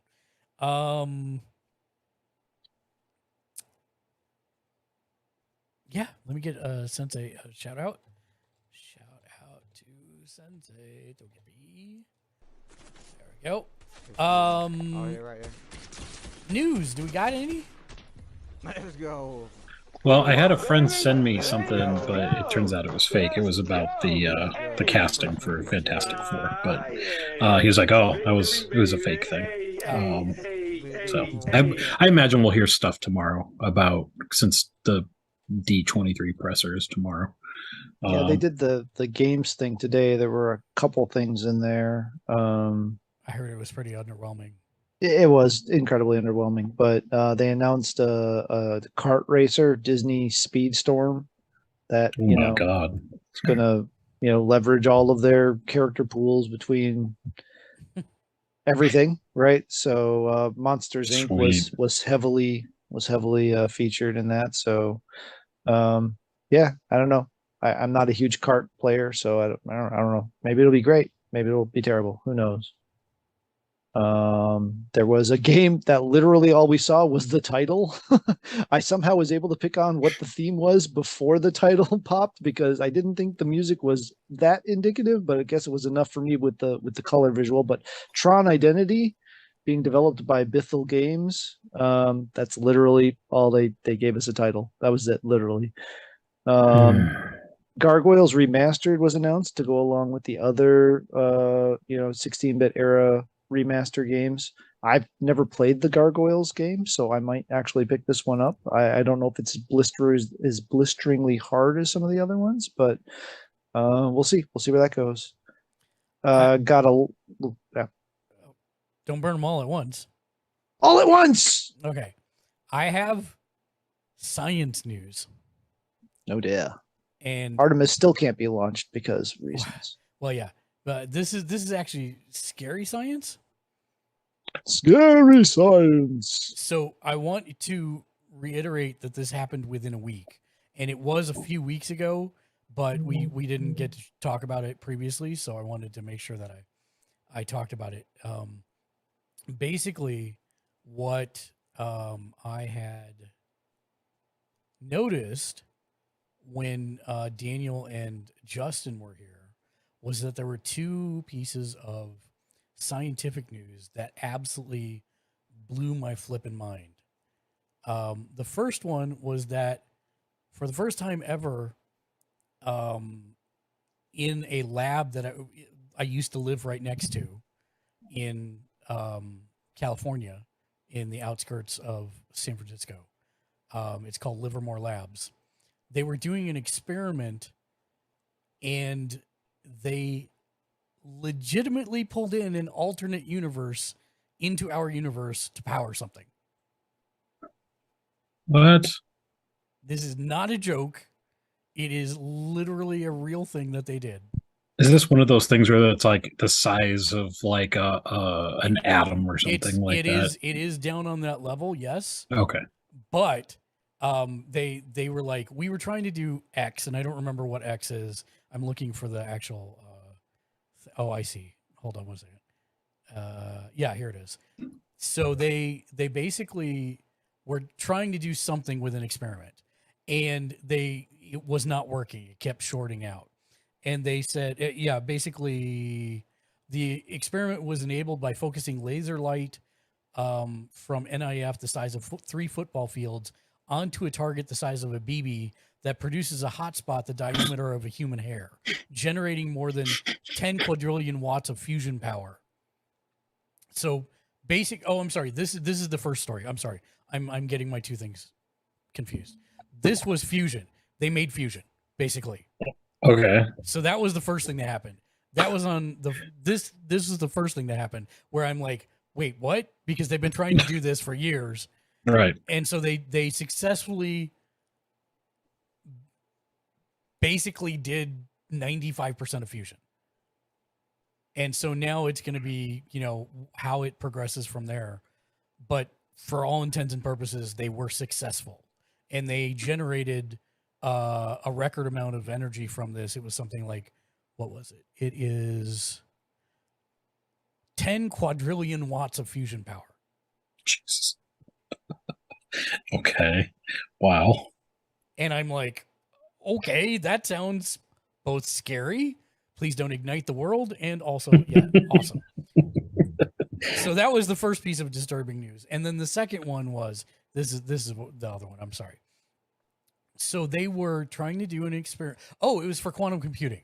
So basically the issue is right now that when you store stuff in a quantum computer, over time it degrades. And when one of them degrades, it goes all the way back up the chain and degrades the whole thing. So they were trying to figure out a way to rhythmically jiggle a strand of 10 ytterbium ions. So we're not talking like a lot here. It's a little bit. But the idea was to do it in a way so that it would degrade slower. And so what they did was they were trying to figure out a way to do it, and they kept trying to do like A, B, and then A, B, B, A, etc. So they settled on the Fibonacci sequence, which basically takes the thing you did and repeats it over and over again. And in doing so, I mean, you've got to read I'll put the link in the Twitch chat. You can read the whole thing. It is a little complicated. But the short form is they basically took an alternate timeline and laid it over the top of this because of the fact that it's like a Schrodinger cat kind of situation where it both exists as a 1 and a 0 at the same time, and overlaid one over the other to create this comprehensive state that degrades slower using the Fibonacci sequence of pairing.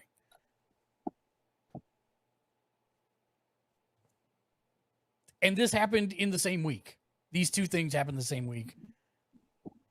I know we don't normally cover science, but that's like science fiction stuff. Yeah. And I was like, that's crazy. Science is cool. Like all that James, I'm loving all the cool stuff the the James Webb Telescope is bringing back now. Like every day, something new comes up with the James Webb Telescope. I think they're pointing it at Jupiter right now, and it sees way more than was the Hubble. I think one of the other big telescopes. Hmm?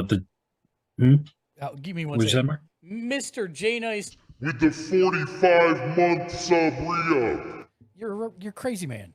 I don't know why it didn't show up on the stream, but thank you for the 45-month sub re-up. You're crazy. I appreciate you. Please proceed.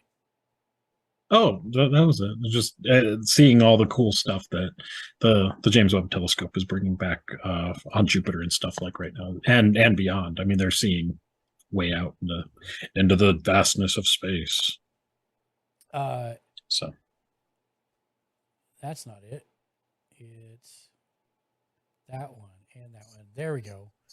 Now it should work, but sadly you've already checked in. So thank you. And you already did the sub re-up. I don't know why it didn't fire. I'm sorry. But thank you again, Mr. J Nice. Matt, back to you. Nah, back to me. Well, as long as we're burning through Disney news, might as well keep going. There was a no title, no plot, no detail trailer dropped for a game that appears to take place during World War II, featuring that era's Black Panther and Steve Rogers as Captain America, plus 2 other characters. Appears to be some sort of narrative-driven light action game. It's being developed by Skydance Media. And that was it. That was another one of those where it was like 25-30 seconds of trailer, and that's really about it. So it seems to be a World War II era game of some sort, featuring Steve Rogers as Captain America and that era's Black Panther character. So yeah, not even like what it's going to be on or anything. So more to follow, I guess. See, and then my previous 2 news stories lead into this one that's tailored just for Matt. Scientists develop model that adjusts video game difficulty based on player emotions. So, Matt, everything is going to be easy for you from now on. The angrier you get, the easier it makes it. That's kind of pretty much the gist of it. Yes, it's not really that. It's like it senses whether you're getting frustrated because it's too much of a challenge, or if you're happy because you completed something, or yeah, I mean, yeah. Also, it takes into consideration that stuff, so it's kind of interesting. It's all an AI algorithm, so theoretically, you could see this applied to the huge amounts of player data that commercial game manufacturers and developers already have. Yeah, I would see it used more in the opposite sense for like horror games or suspense Possibly, games. yeah, possibly, yeah. Of course, then you get two good horror games that make people soil themselves. That would not be good, or would it? I don't know. It depends on the goal, right? Yeah, I mean, yeah, probably. I'm sure there is a market for that out there. I guarantee you there is a market for the game that will make me soil myself. Realm Royale has launched. I can't say it. Realm Royale Reforged has been launched for free. Yes, lots of R's. R cubed. So yes, if you haven't played that game, it is the battle royale that I was hooked on way before Fork Knife, and it is real good. And when you die, you turn into a chicken. No, Ken, there's no quack quack. It's bawk, bawk. Bawk. Yes, but he's real good, and it's free now, so you should check that out. So did they they rejigger the whole thing, or is it just updated, or? Yeah, because it hadn't had any love for quite a long time, and they basically did a bunch of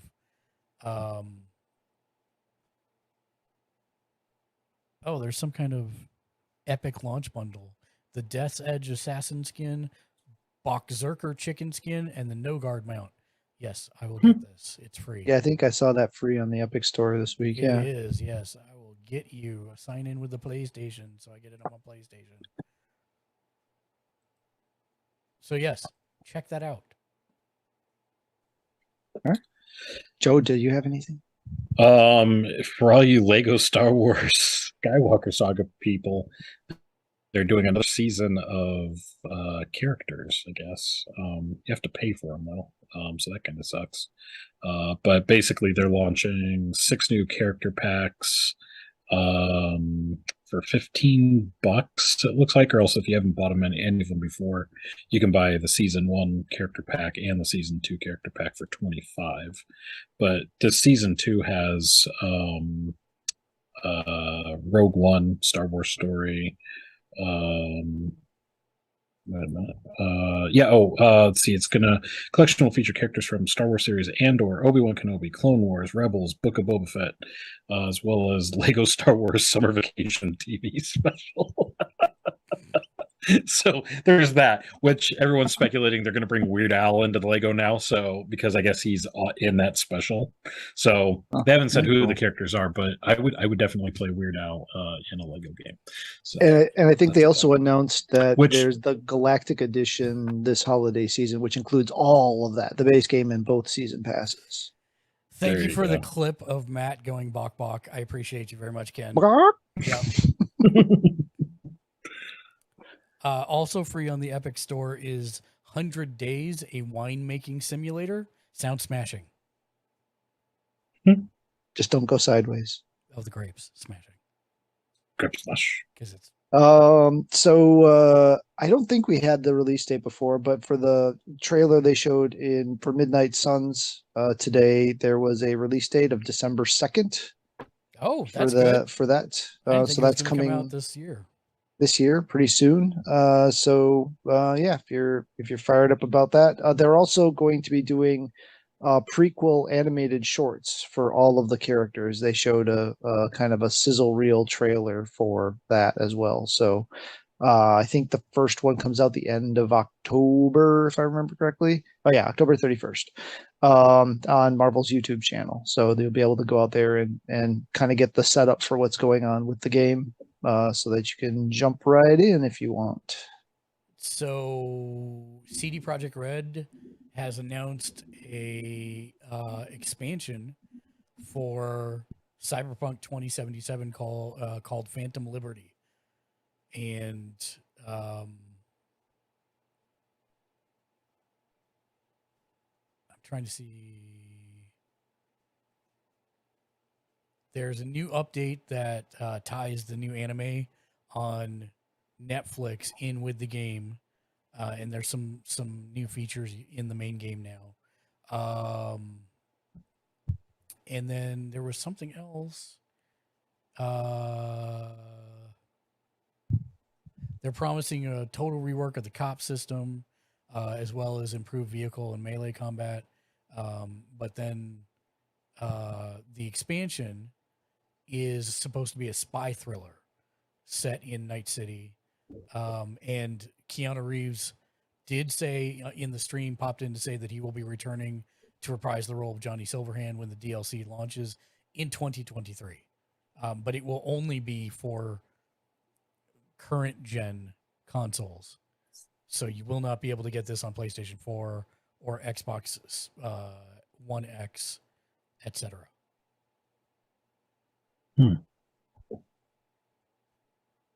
Yeah. Have any of you guys gone back and played Yeah. Cyberpunk? Yeah, I mean, I never had a problem with the game.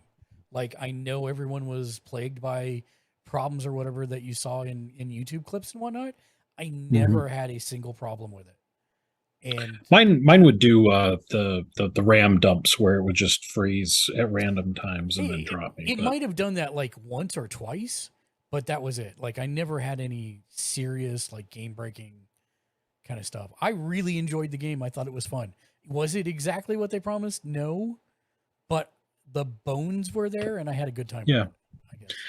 I don't know how far I got into it. I played pretty. I mean, I probably put maybe 20, 30 hours into it, and then I stopped playing altogether until they did the next gen update.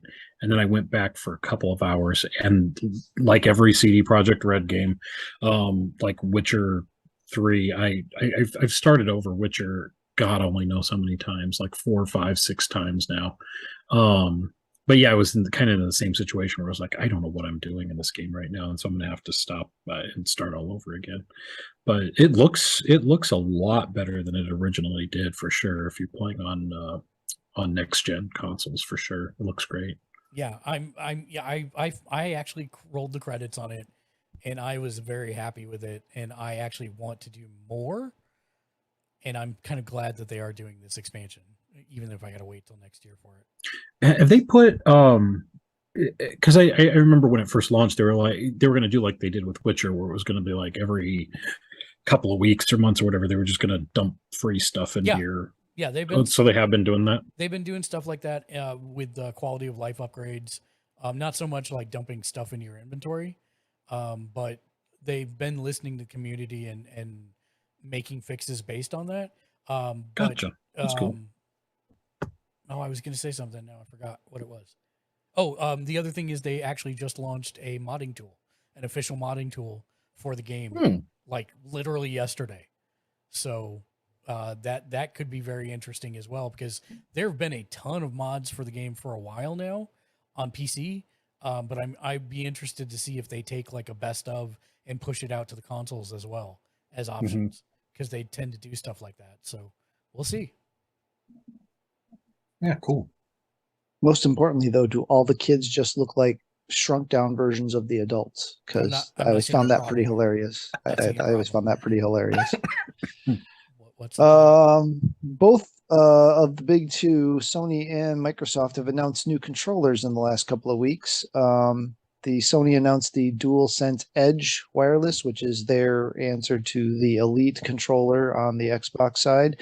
No price or release date as of yet, but it's got the extra paddles on the back, set the resistance on the triggers, a bunch of stick options. So all that stuff that you expect from a higher end controller are there. Again, no announcement on amount or launch date on that one. And then just the other day, Microsoft revealed their Elite Series 2 Core Edition controller, which is its $50 less expensive cousin. I honestly don't know exactly what you're losing for it. I didn't actually read the entire article because I don't own an Xbox, so it wasn't that important to me at the time. But yeah, it's was it $50 or $60 cheaper? I can't do math because brain are dumb. 80 minus 30 is 50. I was right the first time. So it's probably a wired controller, maybe? No, it doesn't look like it. It looks like this looks like it doesn't come with all the extra paddles and different types of D-pads and lengths of sticks and stuff. It looks like it comes with the adjustable thumbsticks and all the trigger resistance and stuff, but it doesn't have the extra different types of paddles or the different length sticks to put on there. And the classic D-pad versus that weird what do you want to call it, a disco ball looking thing that they have for a D-pad on there. So yeah, so if you've been wanting an Elite controller but didn't want to plunk down the $180, especially considering a lot of people that I know that have gotten them have had issues and had to return them or do things to them to make them work, $130, still a lot of cheddar, but might be a bit more reasonable option. So in business news, Tencent made an investment and purchased everything. 49.9% of Ubisoft now, which means they own half of the radio towers on the map. Nice. But also, Assassin's Creed Mirage was officially announced last week as the next Assassin's Creed game. It apparently is going to take place in Baghdad. And tomorrow at 12 p.m. Pacific, 2 Central, 3 Eastern, while we are recording AEW Rampage reviews and reactions, Ubisoft's actual reveal of the game will be broadcast on all your major streaming YouTubes and Twitches. And didn't they announce like their next 3 planned games too or something? I swear I saw something where they announced that one, but then they announced like the light details on like the next 2 games, and they're like coming fast. So the one thing that has me interested in Mirage is it's Assassin's Creed Mirage, the 40 Thieves quest. And if you can play with up to 40 friends, I'm down. Now, Well, hopefully, that would definitely be out for me. but, yeah. hopefully their face won't melt in the middle of it like the last time they did multiplayer, but we'll see. We'll see. Joe. I don't really have anything. I was looking up Tencent because Tencent owns everything. Yeah, they got their fingers in a lot of pies. Right. PlayStation 5's 3.0 firmware went worldwide this past week. That's right. Yeah. So everybody, I've had it in the beta for a while now, and I had no problems. can But do I've this also all used day. almost none of the features of it. I made a folder just because I could, but it's all the way off in the far right hand thing where I almost never go. So I didn't use the search, and you'll get what you want. The folders to me being way off on the side there didn't really do anything for. I don't have a 1440 display, so I didn't try 1440 mode. I didn't use YouTube voice commands. So Mr. J Nice, thank you for the 100 bits. He says, one friend and my 38 other personalities yeah, will play sounds about right. the 40 Thieves. Sounds good. So yeah, anyway, that's out. If you want to go ahead and get that, and otherwise you could maybe get me. I know a lot of people were looking forward to these folder things, so maybe that's the thing that's putting you over the edge here. But I'm actually super excited about them. I gotta go mess with it. It's fine. I was kind of upset because they were like, "Oh, we didn't put them in at launch because we." Well, actually, no, that was a good thing because I had read something that they were like, "Well, why didn't you just put in folders because everyone likes them?" And I think they had said something. It was to the effect of they didn't want to do crunch to get, they didn't want to have they didn't want to put their people into crunch, which that's admirable. Now, Sony, bring back my themes, please. Yes, especially since they're giving them away like crazy on the PS4. I'm just like, I just want cool themes. That's not too much to ask. I booted my PlayStation 4 up for the first time the other day, and there was Tifa sitting on the water tower, swinging her legs, and with the XMB bar underneath her arm, and I'm like, why can't I have this on the 5? Seriously. I don't know because they do so much live tile stuff with the background. I don't. They'd have to change that entire thing to make it work. So I don't know, but we'll see. Speaking of Tencent, From Software also sold minority stakes to both Sony and Tencent. Just saw that. Yeah, Sony got a 14.09% stake, and Tencent got 16.25%. So really, Tencent is going to own everything in gaming soon. Yeah, I mean, I'm just kind of scrolling through their stuff right now. Like you said, Platinum Games is on there.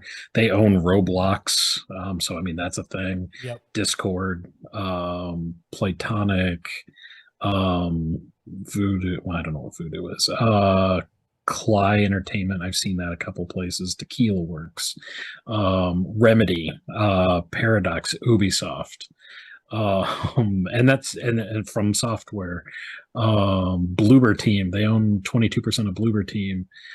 Don't Nod, they own 22% of them. Epic Games, they own Epic, 40% of Epic. Yep, it's nuts. When the massive consolidation happens, it's going to be Tencent that owns everything. Yep. And then Microsoft to buy Tencent. We can hope.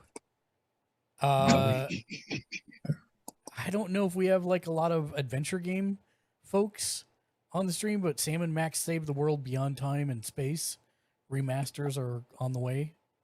Yeah, I own those like on my PlayStation 3 and I've never played them. I Yep. need to go back. They're good. They're okay. Hitman Studios IO's James Bond game may not be out until at least 2025. It's looking Sweet. like. Great. So in other words, it doesn't exist to me yet. Well, it won't even exist to me when it comes out, but hey. The other big news is Chinese tech titan NetEase which is the company that I'm waiting for Beyond Human from, has acquired Quantic Dream, which are the devs of Detroit Beyond Human. So now a Chinese firm owns a French studio. Like outright, like they bought the whole thing, or Like they bought the whole thing. oh wow. Pretty sure. Let me double check. Which it seemed like that was a play. How Sony, it seemed like this relationship with Sony that they would probably go that way, but Sony's buying a lot of weird stuff recently. I know every time Microsoft buys a studio, you're like, oh man, that's going to ruin the game industry. And then Sony's like, oh, don't worry, we're going to be buying stuff too. And then they buy some random phone game developer. Yep. Yeah, phone game developer. Oh, cool. Good job, guys. Way to fire back. Did you see the announcement that Niantic is making a travel Marvel game? I forget what it was called, and I can't find the article. I just remember this from the stream earlier. But tell me more. That's literally all that was in the. Is this like all a Pokemon Go type? It was a phone game, and people were wandering around the park wielding superpowers through their phones. So I don't know if it's a strictly versus game, or if it's a PvE, or if it's both, or that. I would imagine it's probably more closely modeled after the Harry Potter one, which I've never played. So it was okay. It wasn't as good as Pokemon Go, to be honest.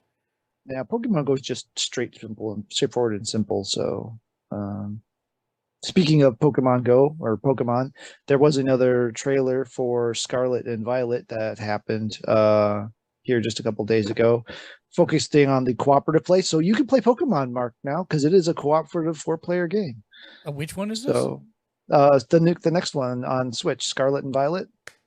There is a co-op multiplayer Pokemon. Now you can play it solo, like a standard one, or you can team up with 3 other players. Of course, it's on Switch, so teaming up and making parties will be probably nearly impossible.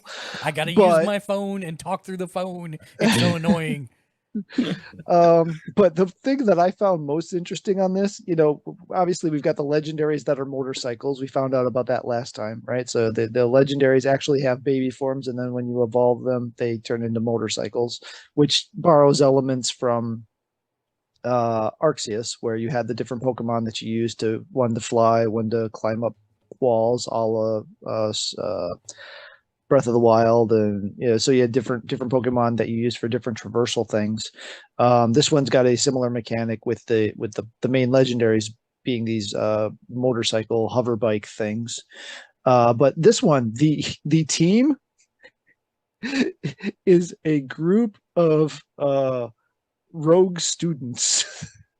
So it's still called a team, but it's not like Team Rocket where it's this criminal enterprise. It's literally just the unruly kids in the town. It's time for the Pokemon bad boys. Exactly.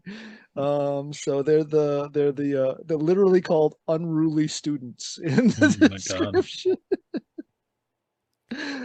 I mean, what does that mean? You feed meat to Squirtle? I don't get what that means. What do you mean? What does it mean to be an unruly student in the Pokemon world? You graffiti the Poke Center. I don't know.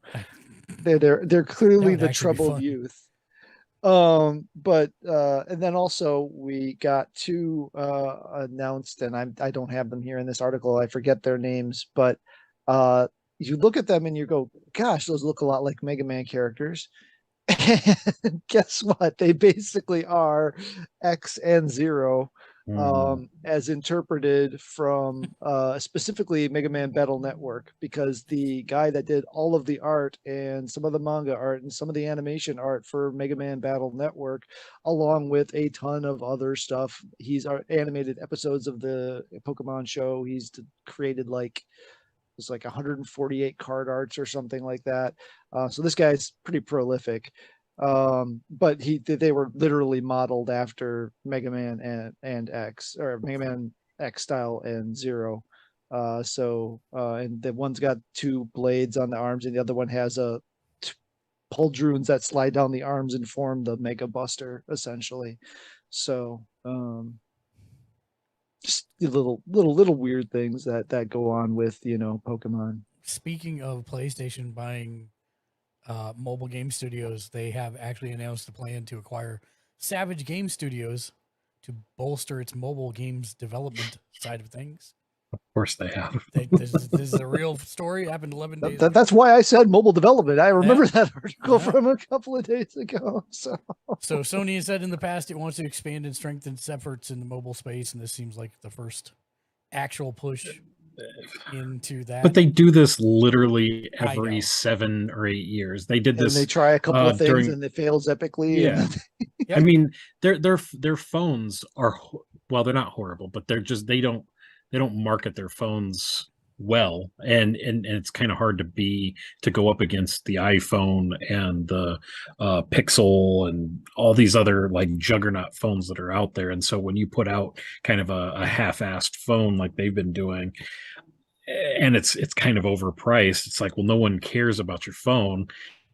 And then they're like, oh well, we're gonna make phone games because that's the future, and nothing ever. They make one, or like you said, they make 1 or 2 games, and then it's like, oh well, this isn't as much of the future as we thought it was. Maybe we shouldn't do this, and then they fire everybody. And I think that thing that they did, what was it called? They had that whole initiative where they tried to be Jackbox for a minute. Oh yeah. But yeah, for yeah, every yeah. game you played, you needed a different app. If they Yeah. would have Yeah. like consolidated them into a single app, or all you needed was the PlayStation app or whatever, and you could just link into whatever game. And not to mention, I recently downloaded, because of, again, PlayStation Plus Extra, the Uno game. Mhm. Because I like me some Uno. I was like, oh, if we can sit on our phones and play Uno and I don't got to walk all the way downstairs and grab the deck of cards and get up there and shuffle them and stuff, yeah, that'd be fun. The jiggering I had to go through to get this to work, down to turning the mobile network on my phone off yeah, so that this would work. it's so weird because I mean I get why they did it. I mean they saw what Jackbox was doing, and I mean honestly, the quality of those games that they were putting out is miles above anything that Jackbox was Oh, doing. yeah, I mean, yeah. what was it? The Until Dawn guys made that one game where you guys could all sit around in a party and play basically Until Dawn on your phones, and vote for choices and stuff like that. I'm like, man, that was so cool. I played the heck out of that. But it, like you said, it was just when Jackbox makes you literally just go onto a website and put in a code and it works.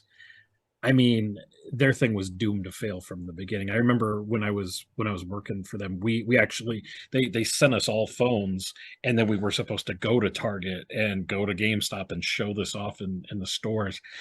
And it was a nightmare. I mean, setting these things up to try and get them to work, and then to get people try to have people wrap their heads around what you were doing, and you always were like, oh, it's a lot like those Jackbox games, and they're like, oh yeah, I really like those, and they're like, do you have anything like that? And you're like, well, no, there is one, but it doesn't come out for like a year from now, and and they're like, oh, okay, well, thanks, I got to go buy some diapers in aisle 4 over here, and so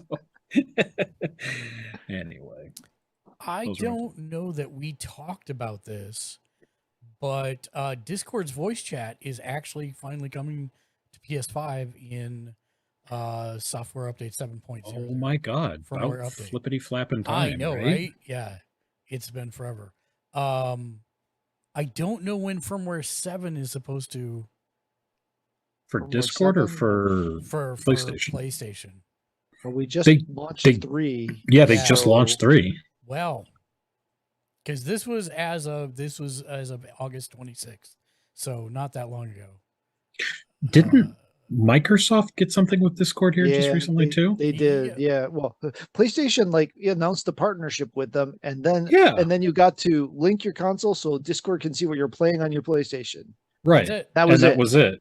And then 2 weeks later, Microsoft's like, "Hey, we have voice chat from Discord integrated into our consoles." And Yeah, I was like, I was "Wait like, a minute, I thought that was supposed to be PlayStation. I thought PlayStation was supposed to get that. Yeah, it Nah, was. whatever. So it looks So- like, according to this, it will be March when 7 is launched. Oh, So, doesn't make that's weird." so they're saying that our goal is to bring the Discord and PlayStation experiences closer together on console and mobile starting early next year. allowing friends, groups, and communities to hang out, have fun, and communicate more easily while playing games together. So they're saying 7.0 is supposed to come in March of next year, which is not a terrible. I mean, that's not too far away. Yeah, March 8, 2023 is what they're saying. 6 months. Yeah, and if Let's that give means that we can extra- actually use the Discord chat, and I can hear my Fortnite sounds through the same headset, so I Yeah, don't that'd have be to great. like leave one cup off so I can hear the TV. Sorry, man. That'll be interesting if that actually. So, I mean, would they put a Discord app on the PlayStation? would I mean, assume so, I would unless they assume not. I would, interlink the I would say they'd interlink the interlink two. the parties somehow. Because that opens up Invite a lot Discord of really. to your inter. That opens up a lot of really interesting ideas for as far as like MST Oh. like movies and stuff. Oh, yeah, like that yeah, or something. 100%. And it says that this was update 6.0 that just got launched. I thought I guess that makes more sense.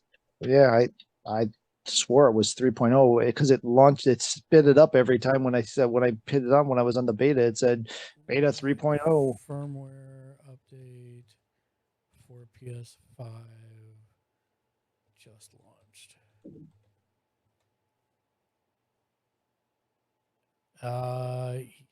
Everything I'm seeing says 6.0 was the one that just launched.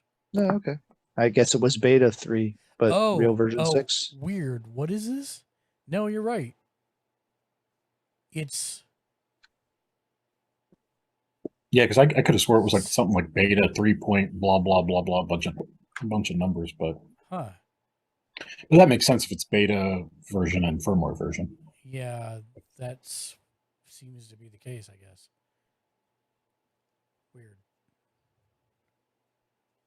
Yeah, so beta 3.0, I guess. I don't know how that works. It doesn't feel like we've had that many updates, but we really haven't. Yeah, because it does say like on multiple places that the PS5 is currently on update 6. But maybe it's version 3 is update 6. I don't know how that works. I don't know.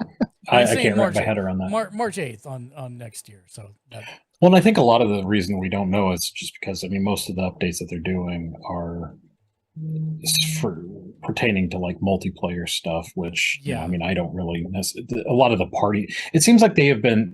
While Microsoft is constantly redoing their user interface, Sony is just forever redoing their online situation.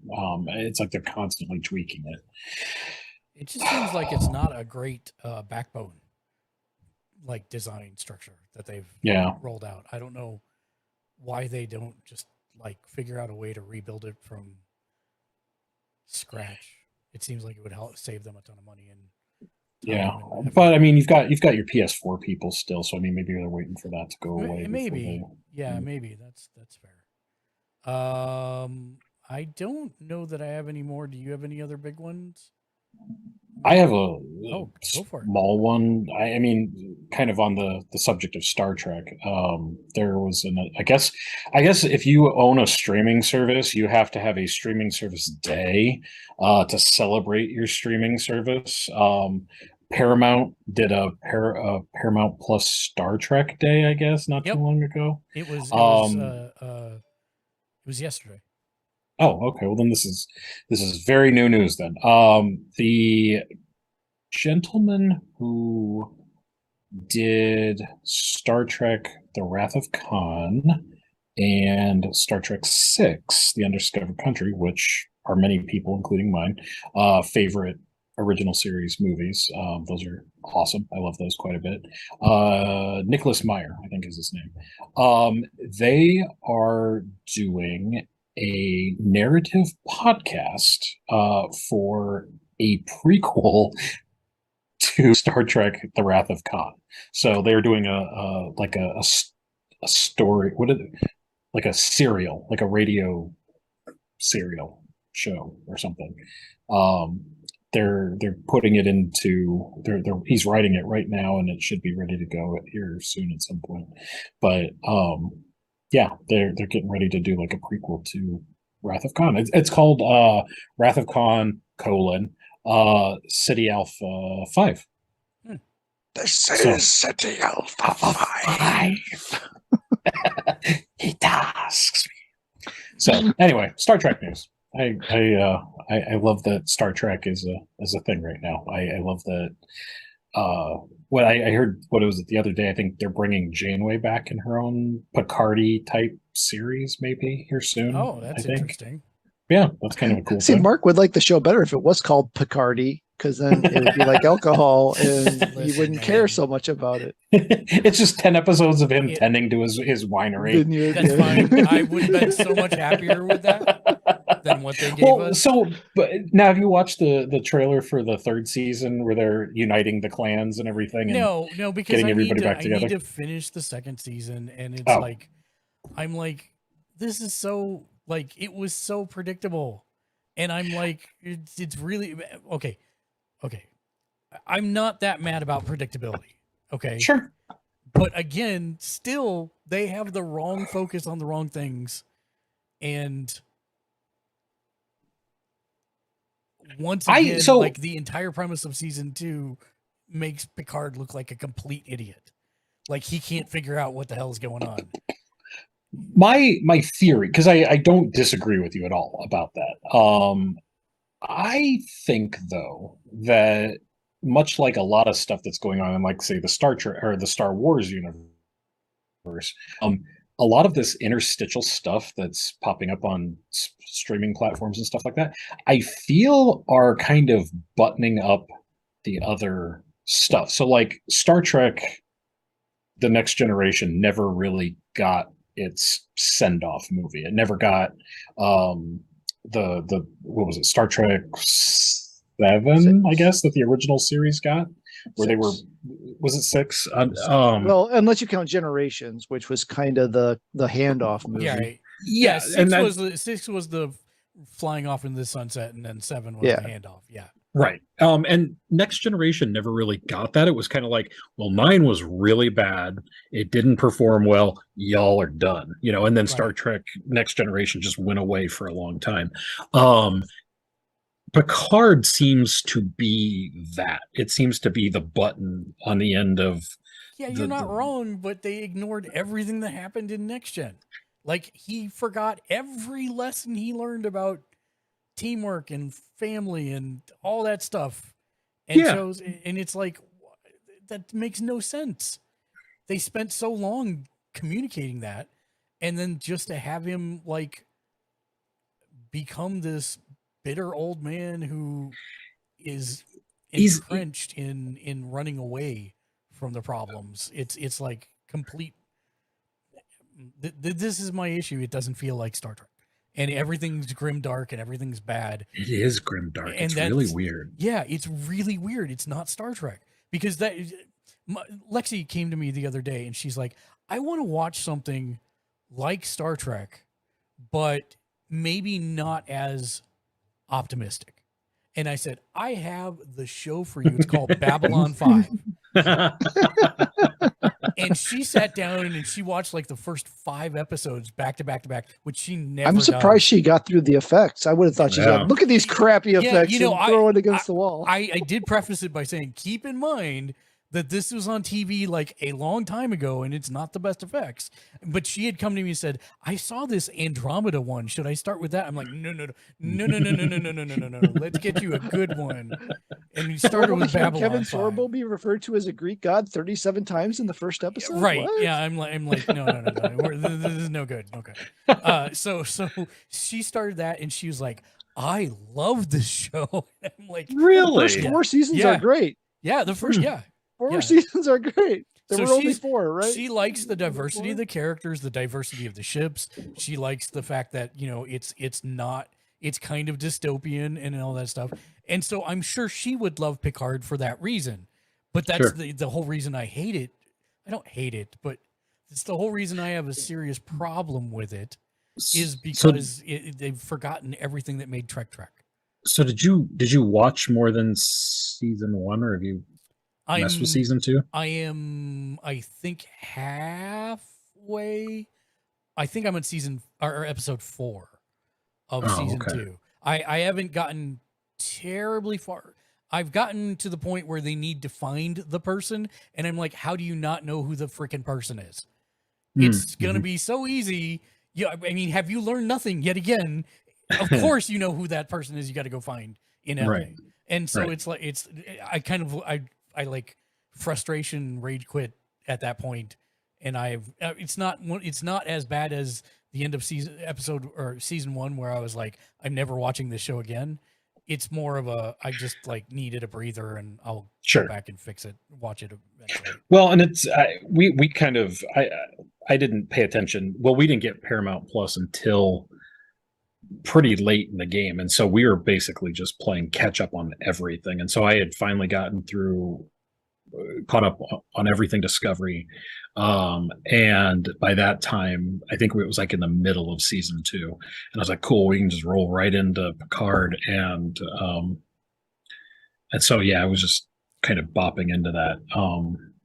I still have rage. I'm still rage quit out of Discovery.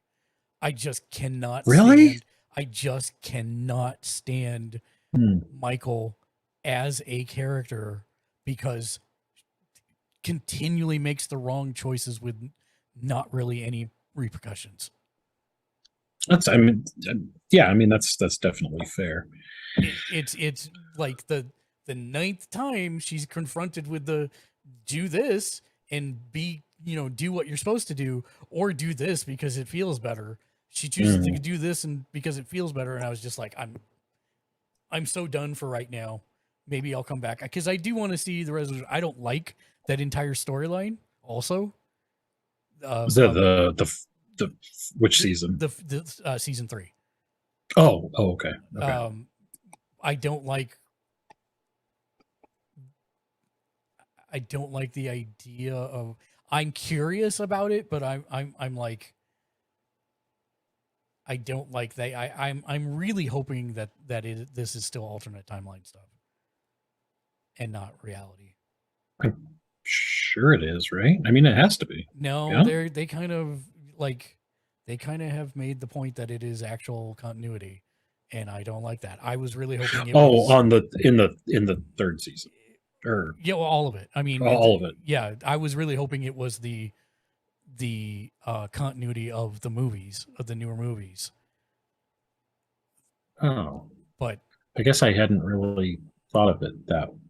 Oh, no, I guess I had always thought it was off of the original series, off the series, not the new movies.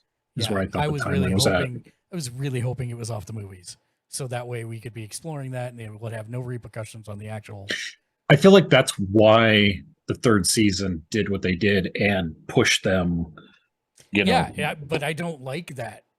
They totally because they voided. Voided stuff, and I don't like that at all. So I'm curious about it, but I'm still like, this sucks. And even if they do put a bow in it now, unless they go back in time and change it, then that's not a good place that we will end at, if that makes sense. Yeah. So yes. I need to go back and finish it. I just haven't swallowed my. And I haven't seen anything since forever because I don't have Paramount Plus. So there have been a couple of good deals on. I got mine for $1. I got a year for $1. The commercial free for $1. It was through they own a sports book company as well, I guess Paramount does. And if you sign up for the sports book, you get Paramount Plus for $1. And so I did that, and I couldn't even tell you what the name of the sports book thing is. You need to send that to Matt, please. Yeah, I'll look that up. I need to actually look it up because I think it's been about 7 or 8 months, and so I need to make sure, see what my re-up rate is. Yeah, my time left is on that. Jimmy Julius says he grouped his with Amazon. Oh, so nice. That might Okay. be a thing you can do also. Yeah, I guess all your major straight. What is it? Apple TV, Amazon.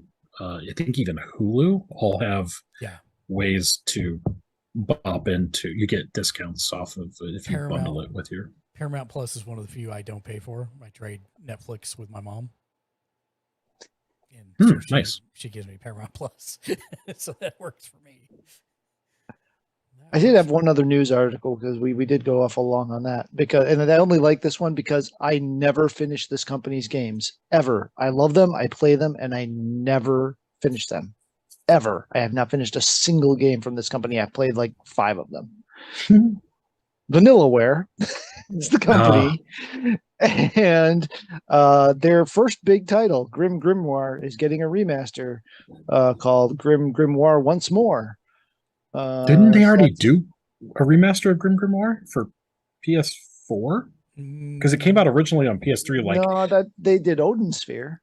Yeah, that's what I'm thinking of. That's what I'm thinking of is Odin Sphere. Because then, like literally the week before they closed the book on PlayStation 3, they were like, "Here's Odin Sphere," and then they were like, "Oh, well, here's more Odin Sphere on PS4." So, okay, Grim Grimoire is one of the other ones that came out towards the end of PS3's life cycle, I think. PS2 actually. PS2. Yeah. There you go. Yeah, I think it was right at the crossover PS2 to PS3, if I remember correctly. Yep, I think you're right. Yep. So maybe they'll sucker me into buying yet another game again of theirs again that I'll never finish again because for some reason the games are just ridiculously long. They're so good, and but they're I get lost along the way somewhere. But anyway, I thought that was interesting and having that personal connections there. So. And officially, the version of the software that we just came out is 22.02-06.00.00. So no, I think that's I guess date, it is 6. It is the date 22.2, but it's the official PlayStation page. It's part of the version number 22.02-06.00.00. So it is version 6. So the beta version and the firmware version are separate number stores. So I have finished exactly one Vanillaware game, and I think I've owned every one they've ever put out. And you finished Dragon's Crown. That's it. That's the only one. Oh, Dragon's Crown. Yeah, that's good stuff. Yeah. I do want to get what is it, the 13 Sentinels, because that game looks amazing, but I haven't. Oh, that's never plunked it. That's the one I don't own. Is the 13 Sentinels, which I've heard nothing but great things about. I even owned the Grand Knight's History on the PSP, but I don't. I'm looking through the rest of these. Okay, I don't own the stuff that's not on PlayStation. So I don't own Kuma Tanchi, and I don't own Muramasa the Demon Blade. Oh, I've got that on Vita, I think. Oh, then I probably have it on Vita. If it was there, then I have it. But I did have Grim War, and I did have Odin Sphere. Odin Sphere came out on PS2? I thought that was a PS3 game. No. Dragon's Crown was the PS3 game and Vita. Really? Yeah. Wow. Because was Odin Sphere the Harry Potter game, right? No, Odin Sphere was like Norse mythology. Oh, that's Grimoire. You started Grimoire with Grimoire was the magic school. Odin Sphere was the 2D side scroller that was in a circle. Yes, I love that. Yeah, it was so good. So I made it through like 3 of the 5 characters before I fell off of that one. Guys, we are missing one important piece of news. Uh-oh. You know what today is? Friday. Friday the what?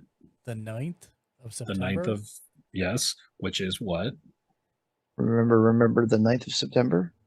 You should. You should. It's part of our gaming heritage. Oh gosh. Is it the birthday of the PlayStation? No, that's the birthday of the PS1 and Sega Dreamcast. Oh, wow. 99.99, remember? It is their birthday, the PS1 and the Sega Dreamcast. Happy birthday. I didn't realize those came out at the same day. That was before my launch day stuff eras. Wait. The Dreamcast didn't come out at the same day as the PS1? And they in different years. Yeah. Okay. Yeah, they didn't come out on the same day. No, that didn't. Yeah, I was gonna say, okay, because the PlayStation was out before '99. I'm like, wait a minute. No, the Dreamcast was 99, I believe. It was 9. It was all 9s, I believe. Yes, pretty sure that was it. That sounds right. And then the PlayStation was 96, 5, 6. It was 94. No, 90. 94 in Japan, but it wasn't until 96 in US, right? Because I was in college when it came out. Yeah, same here. I want to say 97 actually, because yeah. Because Final Yeah, Fantasy came out right. in 97, so that Yeah, would have 'cause I been the think it first was- year of the PlayStation, I think. Yeah, I think you're right. What? Now I'm searching. What year did PS1 come out? It came out in between Oh, semesters. 94. Was it Am I doing my 90s? math wrong? 94, I think, is the Japan release date. Yeah, 95 in North America. In the U.S. And was it at Christmas time or was it in No, like it was the September spring? 9th, 95. You're right. Oh It yeah, is today, yeah, yeah. 1995. Okay. So then wait, so then Final Fantasy came out 2 years after launch then? Because I'm almost positive Final Fantasy 7 came out in 97 because it's 25 years old. Final Fantasy 7 come out. Yeah, January 31st, 1997. So a year and a half Okay. later. So I guess, yeah, because I didn't get my PlayStation until after Final Fantasy VII was already out. So Same. I've got an old video camera and I had recorded all the cutscenes from Final Fantasy VII onto a tape on the video camera. So I have a tape of nothing but cutscenes from Final Fantasy VII. Guys, Wow. we're old. We're old as hell. Oh yeah. Oh yeah. I mean, You were YouTubing before you. listen. I don't like admitting this. I'm trying to remember the name of the proprietary format that they had for music at that time because I owned it. Was it mini discs? What was it? The Sony ones. the Sony Yeah. mini Yeah, disc? the Sony mini discs. Yeah, I I've got had some them- sitting I in had a drawer over there. giant Actually, ass like recorder player direct from Sony yeah, from the first. Oh God, man.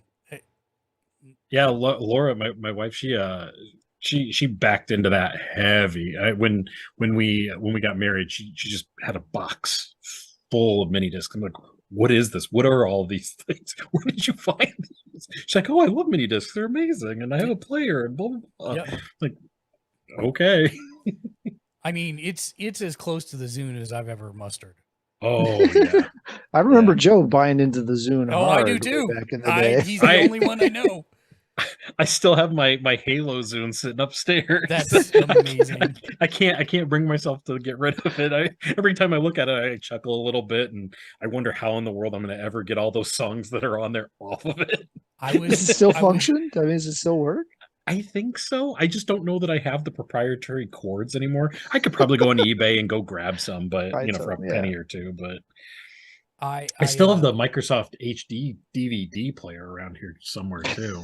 I got into a conversation with someone on Discord, and they were telling me that they had the Nokia phone, and I'm like, "Holy Yes, crap. I have it too. I have No, the I'm taco like, phone. I only know like 3 people in existence who ever owned that phone, and he's like, "Oh no, not that thing. I never had that. That's crazy." Just laugh. I just laughing. When I was working at GameStop, when they immediately got rid of the taco phone, I was like, "Oh, well, I'm taking this home with me." And so yeah. I took the taco phone home with me, and I think it had like Tomb Raider on it and a Sonic game of some sort or something. I don't know, but yeah, that was oh man, freaking taco phone. You had to you had to like open it up What was the name of to it? It get was the game out. The Nokia G. N-Gage. Oh, N-Gage. N-Gage? that's it. Yeah. So, Which then Sony tried to make a PSP version of that type thing with the little slide up screen, and it only had it love didn't have the that. disc reader. It only had the card The slot, card if I reader, remember right. Yeah. I think that thing was ahead of its time. It probably was. What was it? The PSP Go, wasn't it? Mini? yeah, no, Go. it was The PSP Go. Go. Yep. Go, Yep. yeah. Okay, we're old. Let's stop proving how Yep, old we we're- are. Yeah. Back in my day, we Yeah. had to push our Yeah. screens up. And, So- With that is going to bring us to final thoughts. But before we get there, we do have to do the thing where we thank all the fine folks who come out and support us. Let me start that and then find it. Oh, of course it didn't play. You're going to have to find it in the stack manually. Hold on one second. Oh, there it is. Great. Go. There we go. And Ugh. Don't do that. It's contagious. Sorry. As always, thank you to everybody who comes out and lurks, redeems, chats, laughs with us. Appreciate all of you. But I do want to thank specifically all of our patrons. We'll start with our boss, Mechanics, Twitch, and Patreon patrons. So thank you to Mr. J Nice. Thank you to Axe Thompson. Thank you to Nomish Lee, Lexi, Shank the Noob, Mark Said Mom, Tim Paget, Drogadan, Twisted Ginger 25, Wolf's Gun, Nafam Official, Kokeshi Ken Media, Lost Harlequin, the official Egg Roll TV, Neo Sapien, and of course all the rest of our patrons as well, which will load here momentarily. I just want to get it up there so that it doesn't take so long for the next one. There we go.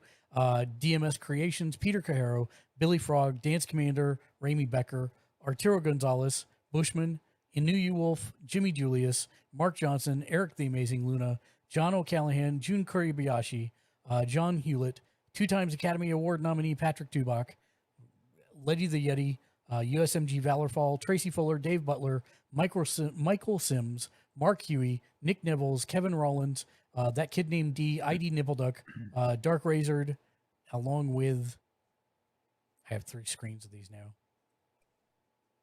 Come on, there we go. Along with Trial Access, Rush Monk 2, Bearden, That Bakery Crew Ken, Strong Bad Merc, Ghost Zero, Scotty's on Fire, Rusty Haggis, No Novocaine, Dave 934, Jimmy Julius, again twice, TJ Leclerc 1, I need to fix that, he's not in there twice, Meep DeBunny, The Shaky Dragon, Fammy Bloom, Mafia 6869, Hey Matman, Slowbake, AK Yuri, Bourgeois, Jag Leisure, Sleep Deprived, DMDM Studios, Habitual Kiwi, Bigman Rosa, URCEO, Chocobo Butt, The Golden Hash Brown, Strawbee, Sir Ironblood, and last but not least, our third page of producers. There we go. Jersey the King, Luigi Cat Woodhouse, Band Reaper 97, Kato.jpg, Siunudo TTB, Nautico Love 123, Bosch 721, The Tunics, Awesome Jen, Prophet Profanity, Evelyn 03, Habitual Kiwi. Did I have her twice? Maybe I did. Chupa Thingy 7163, G Boys, Ninja Jinja 07, Cryo the Adventurer, and Forever Sammy. Appreciate every single one of you, as always. That's going to bring us to final thoughts. Let's start with you, good Sir Joe. I didn't talk about it at the top of the show, but Amazon has some good shows on right now. I've been watching the Lord of the Rings show. It's very good. But if you're looking to mix it up a little bit, if you like Ted Lasso, there is a show called Welcome to Wrexham. It has Rob McElhenney from It's Always Sunny, and then Deadpool. Yeah, Ryan Reynolds. I don't know why his name popped out of my head. And Ryan Reynolds, and they buy a football club called in Wrexham, which is a true story. Across. Yeah. Oh, yeah. This is 100% true, and it's basically a documentary on them taking this just not great soccer team and trying to turn them around through, and just all the weird things that happen in that. It's funny, but it's also kind of like heartwarming and stuff. It's not Ted Lasso, but it's pretty good. I'm really enjoying it. And then if you watch it, Top Gear has their Scandi Flick as their next episode on Top Gear, and I flip and love Top Gear, and that's great. So I think that's coming out before what is today? Today is the 9th, so it'll probably be out before we have our next show. So cool. That's my final thought. Matt, final thoughts? The another one of the things that's either out now on Disney Plus or will be out after D3 tomorrow is there's a hour-long documentary on the making of Obi-Wan Kenobi, and whether you liked or didn't like the show, Ewan McGregor and Hayden Christensen, are, definitely two folks I like hearing talk about their Star Wars experience and what they went through with the prequels and their encounters with fans and how it's changed over the years. And so I'm down for hearing more stories from people talking about Star Wars and their stuff. So I'll probably be checking that out. Again, it's one of these documentaries. It's produced by the company that made the content, so it's more than likely going to be fairly sanitary. It's not going to be a tell-all expose or anything. But I mean, I gotta say though, I mean, the Hayden Christensen and what's his face, Ewan McGregor, Ewan McGregor, their dynamic during that show and them like being all buddy and stuff like that, I really I was kind of into it. I was really kind of like I all the media and stuff that they did with them palling around. I mean, they were just two guys that were so happy that they were relevant in the Star Wars universe. I mean, they love the Star Wars universe. Well, I think Ewan McGregor, that they weren't hated anymore to a degree, right? Exactly. And so, I mean, there was just something really pure about their relationship during that, and to be able to see them on screen again as real people, actors talking to each other or about the film or whatever. I don't know. That sounds kind of cool. I'm not normally into those kind of making of or behind the scenes things, but I don't know. That sounds like something cool to watch. Hayden kind of got a bum deal because I mean he really committed to that role for the movies. I mean, he just got really bad lines. He got a really bad script written for him. And I think everybody knows that now, all these years later, seeing 7, 8, and 9, and then just kind of, going back and looking at everything in retrospect, it's like, it wasn't really his fault. It was more Lucas's fault than anything else. And just, he wrote a really bad script. Yeah, somebody he's a great idea guy, but don't ever let him write your script. That's basically everything I've ever heard, because Star Wars itself would have been a mess if not for the editing team. That's why that's how you end up with a Jar Jar Binks. That's all I have to say. Misa can say Jar Jar Binks. I eject. Press the button to eject that. You invoked it. My final thought is, if you like The Boys, the Amazon Prime show about superheroes, and you've watched everything there is to watch about The Boys, you are wrong, because I will tell you that the Japanese dub for The Boys is better than anything you have seen. It is amazing. And if you're it's so over the top that it makes every scene better. And if you want to see it, all you have to do is jump into our Discord, into the memes channel, because it's in there. And everybody's got super deep bass voice too. I'm sure everybody's got the super deep Japanese voice actor voice. Well, even all the females have the super sultry Japanese. Yeah. No, it's really good. You should really watch it. It's pretty good. So there's that. And then that brings us to the end of the show, where we leave you with a sage piece of wisdom to carry you on until next we meet. Hey, Joe. Hey, Mark. When does a joke become a dad joke? Oh, I don't know. When the punchline becomes apparent.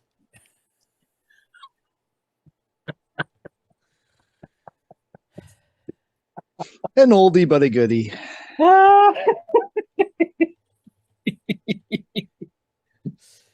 So we're gonna raid out to Trash Panda. He's a friend of the channel. I've met with him and played games with him in real life, and he's a good guy.